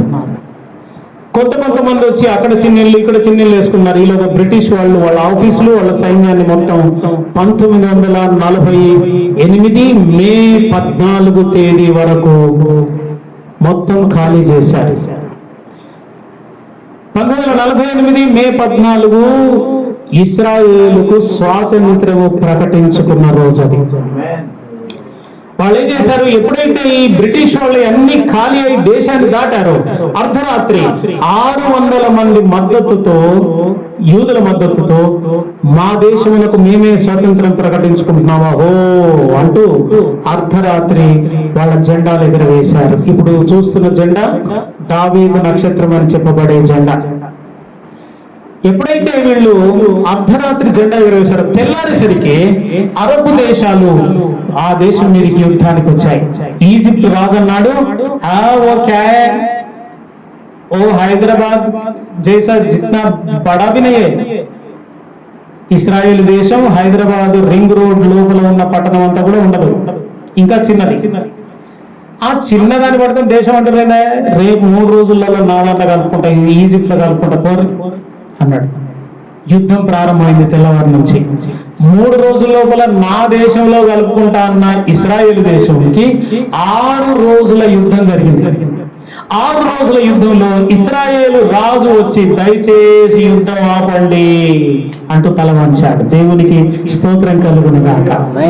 ఏమండి, వీళ్ళకి సైన్యం లేదు, మందుగుండు లేదు, ఏది లేదు. అక్కడక్కడ నుంచి తయారై వచ్చి వాళ్ళకు వాళ్ళు స్వాతంత్రం ప్రకటించుకున్నారు. అయినా ఈజిప్టు అరబ్ దేశాలు కలిసి యుద్ధం ప్రకటించగా 6 రోజుల యుద్ధంలో ఇస్రాయేలు గెలిచి ఈ అరబ్ దేశాలన్నిటిని ఓడించగా ఇస్రాయేల్ రాజు, ఐగుప్తు రాజు ఆ యుద్ధం ఆపడానికి తల వంచాడు. అది మొదటి యుద్ధం. అప్పటి నుండి 1940 నుండి మొన్నటి హమాస్ అక్టోబర్ 7న కాదు, అంతకుముందు సెప్టెంబర్లో మళ్ళీ ఒక చిన్న యుద్ధం జరిగింది. దాంతో 7వ యుద్ధం అది. ఈ 6 యుద్ధాలు కూడా అరబ్ దేశాలే ఓడిపోతున్నాయి. ఇస్రాయేల్ దేశం ఒక్కనాడు ఓటమి చూడలేదు. ఇప్పుడు జరుగుతున్నది 33వ రోజు.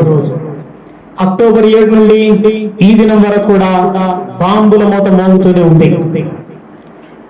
హమాస్ ఉగ్రవాదులు సముద్రము గుండా లోపల టన్నెల్స్ తవ్వి ఆ టన్నెల్ ఇస్రాయేల్ దేశంలోని తేలారు.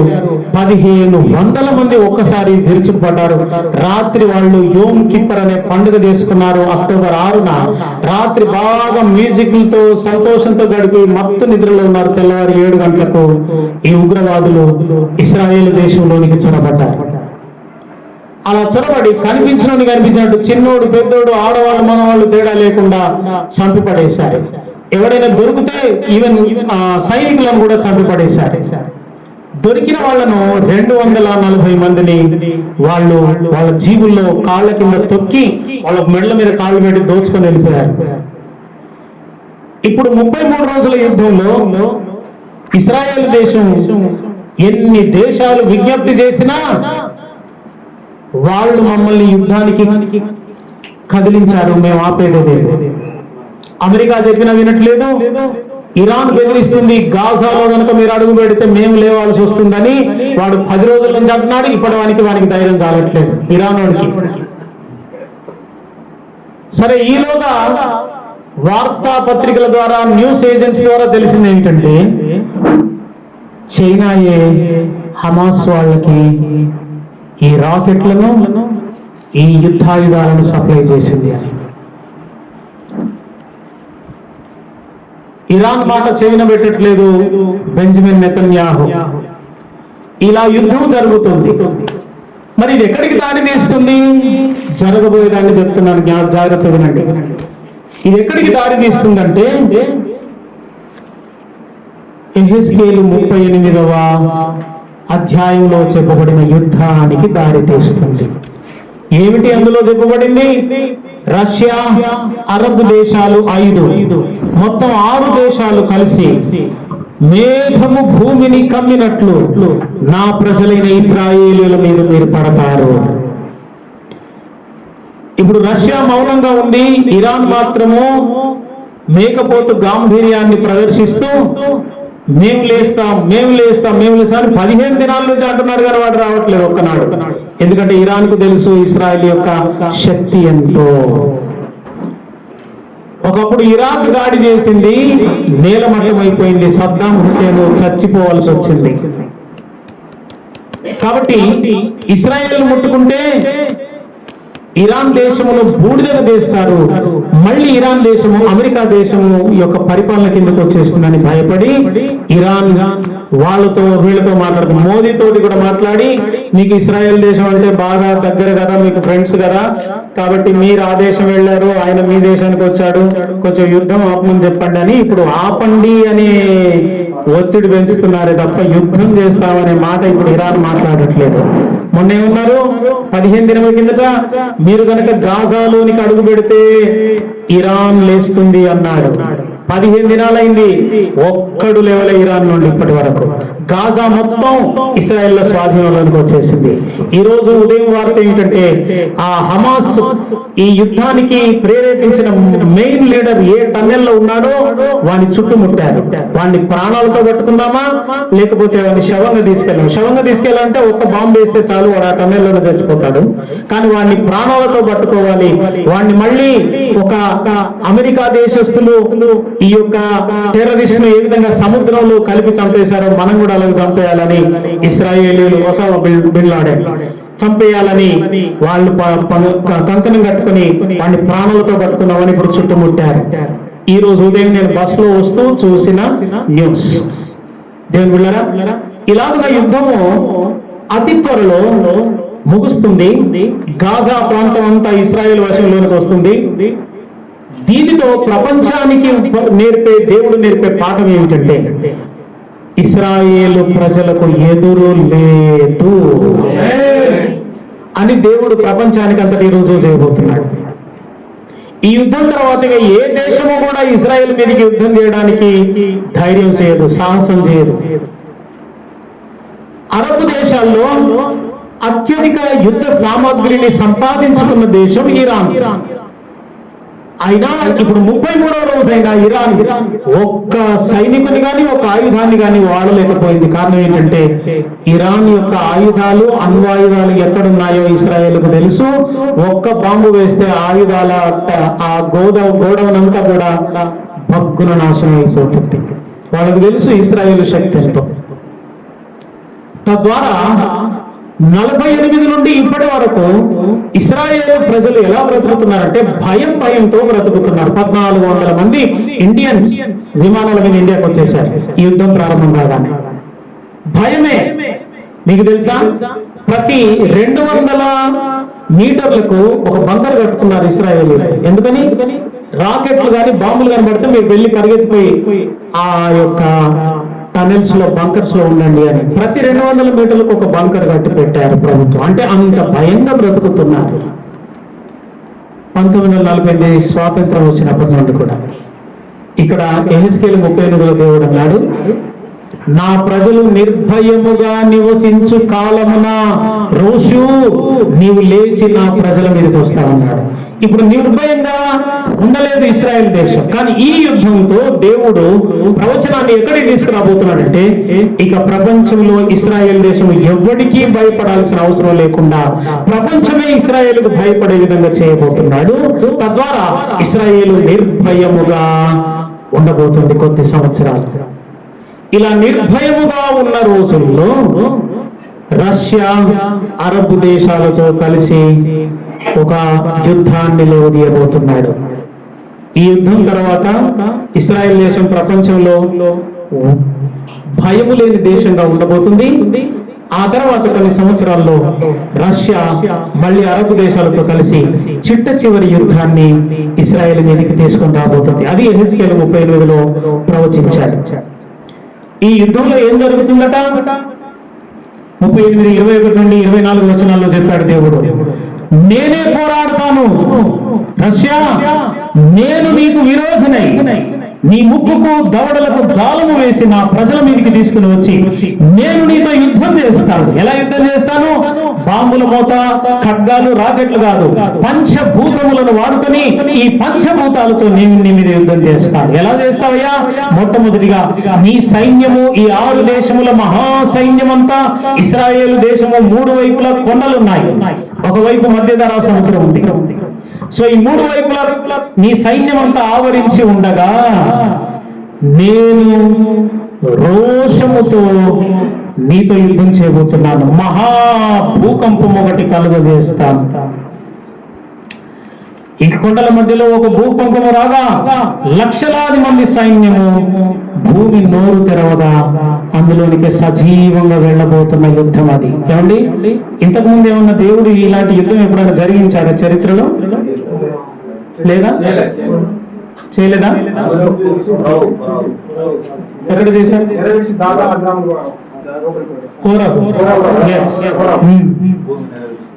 భూమి నోరు తెరవగా సజీవంగా ఆ భూమిలోనికి వెళ్ళిపోయారు. భూమి నోరు మూసుకుందంటే జరిగినదే మరలా జరుగును అన్నాడు సొలొమోను. 1:13-3:15 జరిగినదే మరలా జరుగును, జరుగుతున్నది పూర్వము జరిగినదే, జరగబోవు దాన్ని దేవుడు మరలా, జరిగిపోయిన దాన్ని దేవుడు మరలా రప్పించుచున్నాడు, పూర్వము ఉండినదే మరలా ఉండబోతుంది అన్నాడు.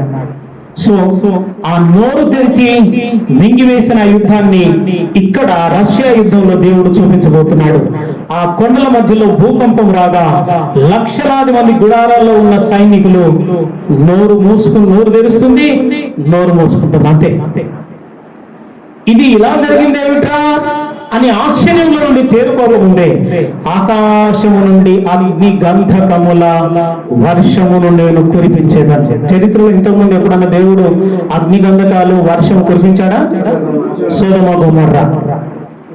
సో అగ్ని గంధకాలు అంటే ఏమిటనుకున్నారు? చిన్న చిన్న ముద్దలు కాదు, దీపావళిలో కాల్చుకునే సుతిల్ బాంబులు కాదు. 2 పట్టణాలను అలా లోపలికి తీసుకుపోయింది, అంత పెద్ద అగ్ని గంధకం. నేను సౌదీ అరేబియా వెళ్ళినప్పుడు అక్కడ ఆ బ్రదర్ అప్పుడు అక్కడ పరిచయం. సౌదీ అరేబియా 2012లో వెళ్ళినప్పుడు రియాద్ నుండి సుమారు 100 కిలోమీటర్ల దూరము విల్సన్ బ్రదర్ తీసుకొని వెళ్ళారు నన్ను. అక్కడ ఒక పెద్ద గోయి ఉన్నది, 1 ఎకరం అంత వెడల్పుతాడు. ఏంటి బ్రదర్ ఇదంటే, ఏదో ఒక రాయి ఆకాశం నుండి పడిందంట బ్రదర్, పడితే అది అంత లోతుకు వెళ్ళింది. ఎంత లోతు ఉన్నదో ఇప్పటి వరకు ఏ సైంటిస్టు కనిపెట్టలేదు. అంటే పక్కన చిన్న చిన్న నల్లటి రాళ్ళు ఉన్నాయి. ఒక రాయి పడితేనే ఎకరం అంత గోతి ఏర్పడింది. ఒక అగ్నిగంధకం పడితే సొదొమ పట్టణమే అడ్రస్ లేకుండా పోయింది. ఒక అగ్నిగంధకం పడితే గొమొర్రా పట్టణం అడ్రస్ లేకుండా పోయింది. అదే యుద్ధాన్ని దేవుడు మరలా చరిత్ర ముగింపులో జరిగించబోతున్నాడు. అగ్ని గంధకములను నేను కురిపిస్తాను, ప్రచండమైన వర్షమును నేను కురిపిస్తాను. అండి, అగ్ని గంధకాలతో చనిపోయారు, ఆ డెడ్ బాడీస్ ఉన్నాయి, వర్షం పడ్డది. ఇప్పుడు ఏమవుతుందండి? చచ్చిపోయిన శవాలు అట్లే ఉండగా దాని మీద వర్షం పడుతుంది,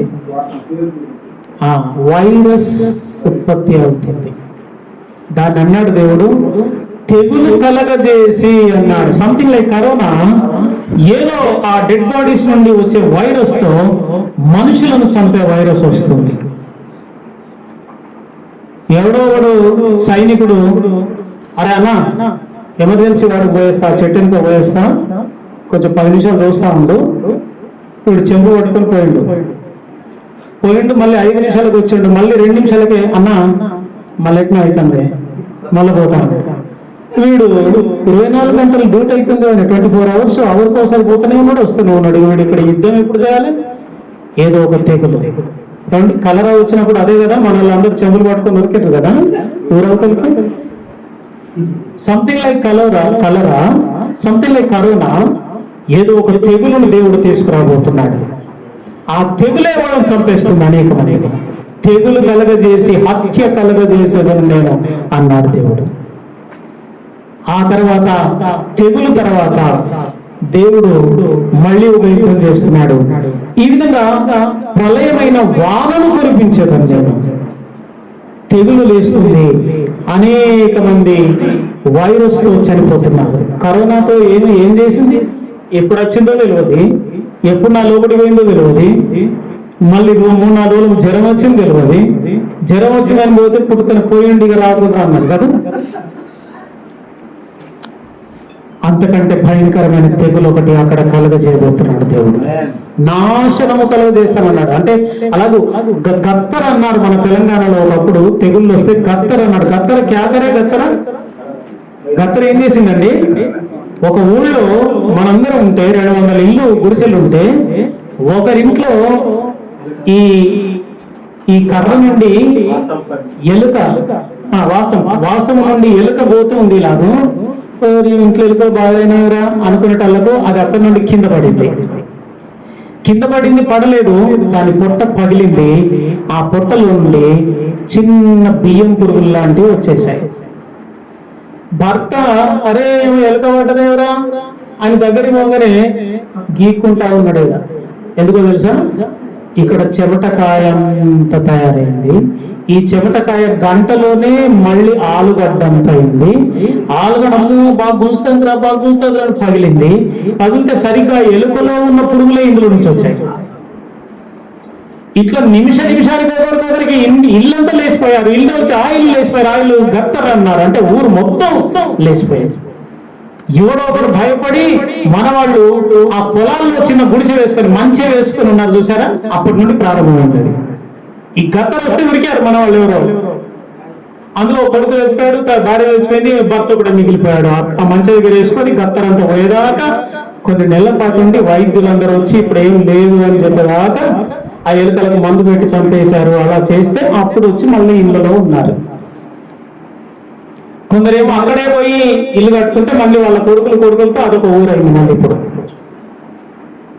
ఈ విధంగా చరిత్రలో తెగుళ్ళు సామూహికమైన ఖండన చేసుకుంటూ పోయాయి. దేవుడు పంపే తెగులు చివరిది ఈ రష్యా దాని మిత్ర దేశాల సైన్యాన్ని గత్తరలాగా నాశనం చేసుకుంటూ పోబోతున్నాయి. ఇది చివరి యుద్ధం, మనం చూడబోతున్న ప్రపంచ యుద్ధం. ఈ యుద్ధంలో అగ్ని వడగళ్లను దేవుడు పంపడం ద్వారా ప్రపంచానికి జరిగే నష్టం జాగ్రత్తగా వినండి. ఎప్పుడైతే అగ్ని గంధకాలను పంపిస్తున్నాడు, ఇశ్రాయేలు దేశం చుట్టూ ఆయిల్ వెల్స్ అన్నవి ఉన్నాయి. అంటే మీరందరూ నీళ్ల బావులు ఎలా ఉంటాయో అక్కడ బావులు తవ్వితే నీళ్లు రావు, ఆయిల్ వస్తుంది. ఆయిల్ అంటే క్రూడ్ ఆయిల్. క్రూడ్ ఆయిల్ అంటే ఆ క్రూడ్ ఆయిల్ ను కొంత వేడి చేస్తే పెట్రోల్ వస్తుంది, మరికొంత వేడి చేస్తే డీజిల్ వస్తుంది. క్షమించాలి, మొదట డీజిల్ వస్తుంది, రెండోది పెట్రోల్ వస్తుంది. మరికొంత వేడి చేస్తే కిరోసిన్ వస్తుంది. మరికొంత ముద్దగా ఉంటే oil, break oil, engine oil అంటున్నారా మీరు, ఆయిల్ వస్తుంది. దాన్ని మరికొంత వేడి చేసి కొన్ని కెమికల్స్ కలిపిస్తే మనం వాడుకునే మంచి నూనె వస్తుంది. మంచి నూనె మంచిది కాదు, అర్థమైందా? మంచి నూనె అని ఏదైతే చెప్తున్నామో అది మంచి నూనె కానే కాదు. ఇది టోటల్ గా ఈ ఆయిల్స్ అన్ని తీసేయగా మిగిలిన కల్తీని దాన్ని లిక్విడైజేషన్ చేసి హీట్ చేస్తే దాన్ని ఫిల్టర్ చేస్తే వచ్చే నూనెనే మనం మంచి నూనె అంటే ఇళ్లలోనికి సప్లై చేస్తున్నాం. సో అందుకని ఇప్పుడు న్యూట్రిషన్ స్పెషలిస్ట్ అందరూ గానగ నూనెనే వాడండి, కట్టె గానగ నూనెనే వాడండి, ఆరోగ్యాన్ని పాడు చేస్తుంది అని ఇప్పుడు తెలివచ్చింది మనలకు. నేను ఎప్పటి నుండో గానగ నూనె వాడుతున్నాను నా కొంపల. నేను ఎప్పటి నుండో ఈ నీళ్ళు పెట్టి ఈ నీళ్ళు రాగా నా నీళ్ళు నాకుంటాయి. నా నీళ్ళు హెర్బ్స్ కలిసిన నీళ్ళు. ఇందులో pH వాల్యూ 7.5 ఉంటుంది. మీరు తాగే నీళ్ళలో 2.5 ఉంటుంది. కిన్లే అనండి, ఏవైనానండి. 2.5 pH. This will create acid in our body. Acidic nature. ఆమ్ల గుణము, క్షార గుణం అని చిన్నప్పుడు చదివాం కదా, తెలుగులో ఉంది. యాసిడిక్ అండ్ ఆల్కహాలిక్ అండి. So this water contains acidic nature. అందుకే మన శరీరంలో ఈ జీవ కణువులన్నీ యాసిడిక్ అయి ఉబ్బి ఏం తినకుండా దొడ్డుకుంటారు పొల్లగాను. మనమేమో బాగా బలం ఉన్నది అనుకుంటాం, ఉత్తోడే వాడు అడిగేస్తే మాత్రం గచ్చు అంటది, కానీ వాళ్ళ లోపల ఏముండదు, ఒట్టిదే చెత్త. ఎందుకంటే యాసిడిక్ నేచర్ పెరుగుతుంది. మన తినే పదార్థాల్లో తాగే నీళ్ళలో కూడా యాసిడిక్ నేచర్. నేను వాడుకున్నది ఇప్పుడు ఆల్కలిన్ వాటర్. ఇదేం చేస్తుందంటే ఈ లోపల ఉన్న యాసిడ్ అంతని తీసేసి 60 సంవత్సరాల నన్ను 20 సంవత్సరాల లాగా కనిపింపజేస్తుంది అంటుందా? నా దగ్గర దొరుకుతుంది.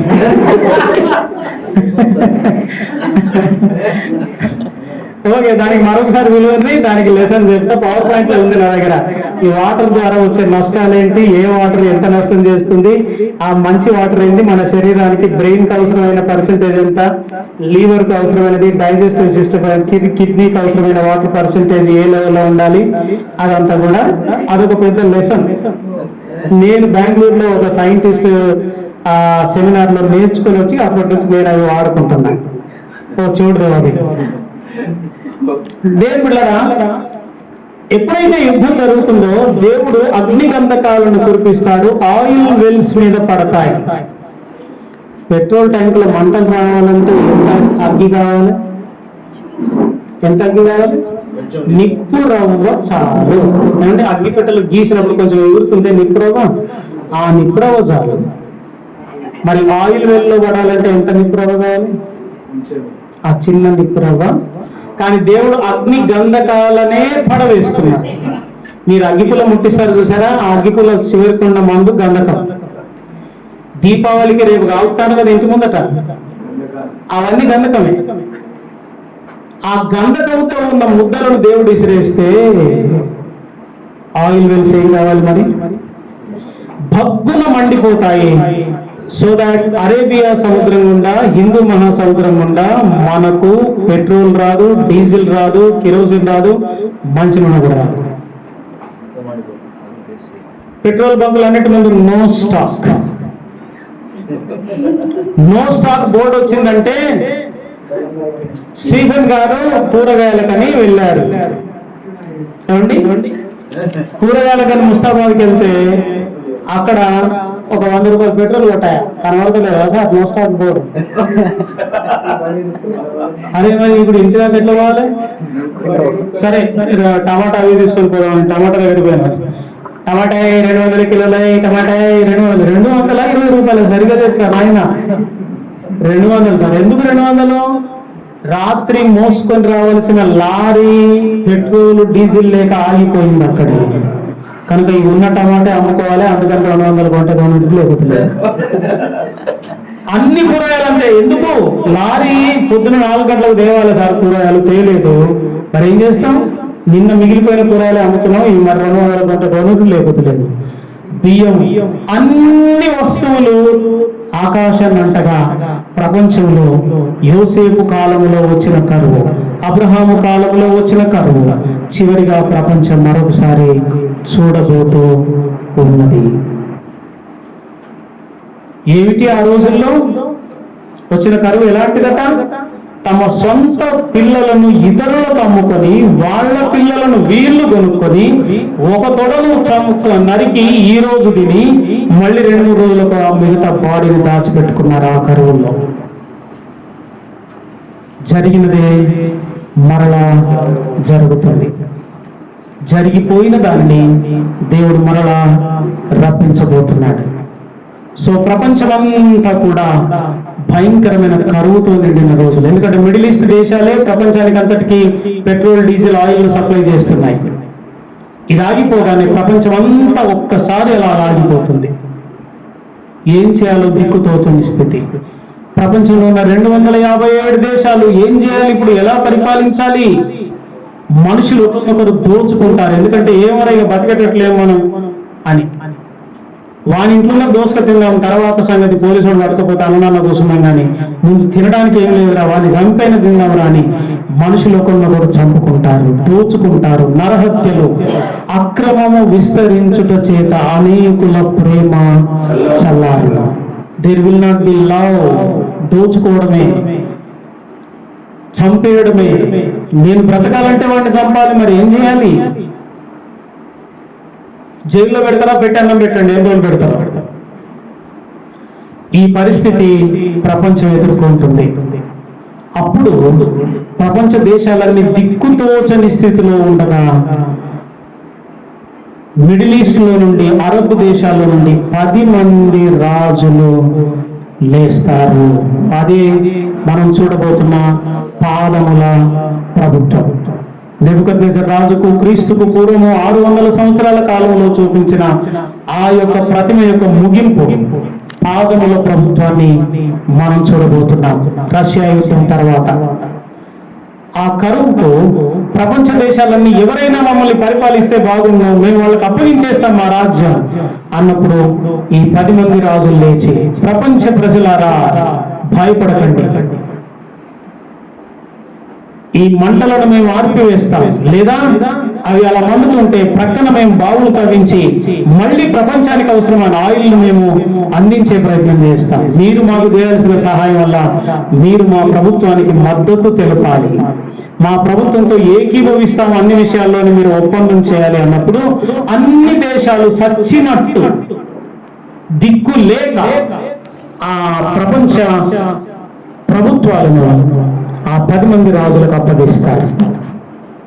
దానియేలు అన్నాడు, ఆ 4 కొమ్ముల్లో నుండి ఒకదానిలో నుండి చిన్న కొమ్ము ఒకటి మొలుస్తుంది అన్నాడు. అలాగే దానియేలు 7వ అధ్యాయంలో 10 కొమ్ములు కలిగిన క్రూర మృగం ఒకటి వస్తుంది, ఆ 10 కొమ్ముల మధ్యలో నుండి ఒక చిన్న కొమ్ము లేస్తుంది. ఈ చిన్న కొమ్మే కుయుక్తితోనూ మోసపూరితమైన మాటలతోనూ రాజ్యమును అపహరించును అన్నాడు. సో 10 మంది రాజులు వస్తారు. వీళ్ళలో నుండి చిన్న రాజ్యమైన సిరియా నుండి కూడా ఒక రాజు లేస్తాడు. సిరియా అరబ్ దేశాలన్నింటిలో చిన్న దేశం. చిన్న కొమ్ము లేచి ఈ 10 మందిని వాడి కంట్రోల్లోకి తీసుకుని వీడే ప్రపంచ రాజు అవుతాడు. వాడే క్రీస్తు విరోధి. ఈ క్రీస్తు విరోధి లేచి ప్రపంచాన్ని అంతటి తన వశంలోనికి తీసుకొని వచ్చినప్పుడు ప్రపంచ ప్రభుత్వం ప్రారంభమవుతుంది. ఎప్పుడు? ఇస్రాయేల్ దేశం కూడా వాడికి తమను పరిపాలించండి మీరే అంటూ అగ్రిమెంట్ చేసిన దినం. ఆ దినమున మనం న్యూస్ లో చూస్తే ఒకవేళ ఈ రోజు మధ్యాహ్నం 1ంటికి సంతకం అయిందని అన్నారు అనుకోండి, ఈ రోజు మధ్యాహ్నం 1 నుంచి 7 సంవత్సరములను మహాశ్రమల కాలము అని పిలుస్తున్నారు. క్రీస్తు విరోధితో ఇశ్రాయేలీయులు సంతకం చేసిన దినము, ఒప్పందం చేసిన దినం. అప్పటి నుండి సరిగ్గా బైబిల్ ప్రవచనం లెక్క ప్రకారము సంవత్సరమునకు 360 దినములే, 65 కాదు. 65 అనేది రోమన్ క్యాలెండర్, యూదుల క్యాలెండర్ 60 దినములే. నెలకు 30 దినములే, అన్ని నెలలకు 30 దినాలే ఉంటాయి. 12 × 36, 360 దినములు. ఈ క్యాలెండర్ చొప్పున 7 సంవత్సరములు వాడు పరిపాలిస్తాడు. ఈ 7 సంవత్సరాల్లో మొదటి అర్ధవారమును 2వ అర్ధవారమును దానియేలు 9:26లో డివైడ్ చేశాడు. మొదటి అర్ధవారం వాడు ఇశ్రాయేలీయులను ఏమి అనడు, వాళ్ళ మతాన్ని వాళ్ళ ప్రభుత్వాన్ని వాళ్ళు చేసుకోవడానికి ఒప్పుకుంటాడు. కానీ మొదటి అర్ధవారం ముగిసినప్పుడు వాడు దేవుడని ఏది పూజించబడుతుందో, ఏది ఆరాధించబడుతుందో దాన్ని ఎదిరించచ్చు, దానంతటికి పైగా తను తాను హెచ్చించుకొనొచ్చు. వాడు దేవాలయంలోనికి వెళ్ళి కూర్చుంటాడు అని ఉంది. సో ఎప్పుడైతే క్రీస్తు విరోధి యెరూషలేములో ఉన్న దేవాలయంలోనికి వెళ్ళి, క్రీస్తు విరోధి అన్యుడు దేవాలయంలోనికి వెళ్ళడానికి యూదా మతం ఒప్పుకోడు. పూజారే నన్ను పోనీయడు లోపలికి. హిందూ పూజారి పోనిస్తారా? జేసుదాసునే ఒక ఆలయంలోనికి రాని వాళ్ళు. జేసుదాస్ అంటే సినిమా గాయకుడు తమిళనాడులో. జేసుదాసు ఒక ఆలయంలో పోతే నువ్వు దళితులు ఏ ఆలయంలో రావుతా ఆ పక్కకు నార్పో అన్నాడు. సో యూదా మతము ప్రపంచంలో అత్యధికమైన నిష్ఠ కలిగిన మతం. వాళ్ళు లేవీయులే తప్ప లేవీయులలో యాజకునిగా అభిషేకం పొందినవాడు తప్ప పరిశుద్ధ స్థలంలోనికి గాని అతి పరిశుద్ధ స్థలంలోకి గాని అడుగు పెట్టకూడదు. వీడు వెళ్ళి నేరుగా పరిశుద్ధ స్థలంలోనికి వెళ్ళి వాడు అక్కడ కూర్చుండి నన్ను ఆరాధించాలి గాని మీరు ఎలోహిం దేవుణ్ణి యెహోవా దేవుణ్ణి ఆరాధించకూడదని చెప్పినప్పుడు అది మొదటి అర్ధవారం యొక్క ముగింపు, మొదటి 3.5 సంవత్సరంలో ముగింపు. ఈలోగా జరిగేది ఏమిటంటే వాని ప్రభుత్వం రాగానే ఆధార్ కార్డు లేవు, అమెరికాలో గ్రీన్ కార్డు లేవు, ఏది లేదయా, అందరి కలిపి ఒక కార్డు తయారు చేస్తున్నా నేను. ఆ కార్డు ఈ ప్లాస్టిక్ మీద ఉండేది కాదు, పేపర్ మీద ఉండేది కాదు, మీ నుదుట గాని నొసట గాని మడిమి మీద గాని ఉంటుంది ఆ కార్డ్ అంటాడు. ఆ కార్డే సీక్రెట్ కోడ్గా QR కోడ్గా ఉండే 666 ముద్ర. మీరు QR కోడ్ను ఎప్పుడైనా గమనించారా? మీరు స్కాన్ చేస్తున్నారు కదా, అక్కడ ఉండే QR కోడ్ జిగ్జాగ్ ఉంటుంది కదా అంతా. కానీ 3 వైపులో 3 డబ్బాలు ఉంటాయి, ఒకవైపు ఉండదు. ఈ 3 వైపుల 3 డబ్బాలు రాను రాను 3 6లు అవుతుంది. ఈ లోపల ఉన్న జిగ్జాగ్ నంబరు మీ దేశపు నంబరు, మీ రాష్ట్రపు నంబరు, మీ ఊరు నంబరు, మీ నంబరు, ఈ నంబర్లన్నీ ఆ జిగ్జాగ్ లో ఉంటాయి. చుట్టూ ఈ 3 డబ్బాలు 666 సీక్రెట్ కోడ్. అది కూడా నంబర్ ఉండదు, సీక్రెట్ గా ఉంటుంది అంతే. ఇది ప్రపంచం అంతా ఈ QR కోడ్ ఇప్పుడు ఫోటో తీసుడు కాదు, డైరెక్ట్ మీ మీదనే ఉండాలి. దీనిని మాత్రము నిజమైన విశ్వాసి ఎదురించక తప్పదు. పెద్ద పెద్ద పాస్టర్లు కూర్చునేవుతారే, అదేమి చేస్తుందిరా, దేహము మన్నైనది వెనుకటి వలనే మెట్లకు పోయేదాని మీద ఏది పడితేందిరా, మెట్లకు పోయేదాని మీద ఏది పడితేంది, ఇదేం చెప్తారు, ఆత్మ మంచిగా ఉండాలి భయ్ అని బోధ చేసే బోధకులు లేస్తారు. జాగ్రత్తగా ఉండాలి సుమా. ఎవడు ఎంత తెలివితో బోధ చేసినా మనకు అనవసరం. ఈ ముద్ర మీ దేహం మీద ఉండొద్దు అన్నది ఆజ్ఞ. ఇక దీనికి నేను ఎన్ని వంకలు చెప్పి మిమ్మల్ని ఒప్పించినా మీరు ఆ బోధకుల మాట వినద్దు. ఎంత నేర్పరి ఎంత జ్ఞానంతో వచ్చిన బోధకుడు వచ్చినా నంబర్ వేసుకునే విషయంలో మాత్రం బోధకుల మాట కాదు, లేఖనములో యేసు ప్రభువు చెప్పిన మాటకే నేను విలువనిస్తాను. ఇక్కడ మీ డినామినేషన్ వెంబడిస్తారా, మీకు ఇష్టమైన పాస్టర్ను వెంబడిస్తారా, దేవుని తర్వాత యేసు ప్రభు తర్వాత ఈయనే అన్నట్టు చూస్తారు కదా కొందరు, మీరు పాస్టర్లను వాళ్ళను వెంబడిపోతారా? వీళ్ళందరూ కూడా మిమ్మల్ని తప్పుదారి నడిపిస్తారు. జాగ్రత్త. సేవకుల యొక్క మాటను ఎంతవరకు గౌరవిస్తాం అంటే నంబర్ వేసుకోనంత మట్టుకు నువ్వు ఏ ప్రసంగం చెప్పు వింటాం, లోపడతాం. నంబర్ వేసుకునే విషయంలో మాత్రం ఇక చిట్ట చివరి అధికారం మా బ్రతుకు మీద లేఖనమే. ఆమేన్. హల్లెలూయా, హల్లెలూయా. అందుకని పాస్టర్లను దేవుళ్ళని చేయకుండ్రు దయచేసి. ఆయన ఏం చెప్తే కదే సార్ అనుకుండ్రి, అర్థమైందా? లేఖనం ఏం చెప్తే కదా అనే కాడికి రావాలని పాస్టర్లను వినాలి, లోబడాలి. కానీ దేవుని వాక్యానికి భిన్నంగా ఎవడైనా చెప్తే వాడిని తూచా తప్పకుండా వెలివేయాలి. That's it. No compromising. దేవుని బిడ్డలారా, ఈ 3.5 సంవత్సరాలు అనగా 42 నెలలు అనగా 1260 దినములు క్రైస్తవుడు ఒక్కడే శ్రమను ఎదుర్కోవాల్సి వస్తుంది. దేని గురించి? నేను ఏ వస్తువు అమ్మడానికి వెళ్ళలేదు, ఏ వస్తువు కొనుక్కోవడానికి వెళ్ళలేదు ఈ ముద్ర లేకపోతే. మరి నాకెవడు అన్నం బియ్యం గింజలు అమ్మడు, నా దగ్గర బియ్యం బస్తా ఉన్నదయా, రేషన్ బియ్యం ఉన్నాయి, ఎంతో అంత అంటే వాడు కొన్నాడు. మరి నా కడుపు ఎట్లా నిండాలి? ఇప్పుడు ఇక్కడ జరిగినదే మరలా జరగబోతున్నది. ఏమిటి జరిగినది?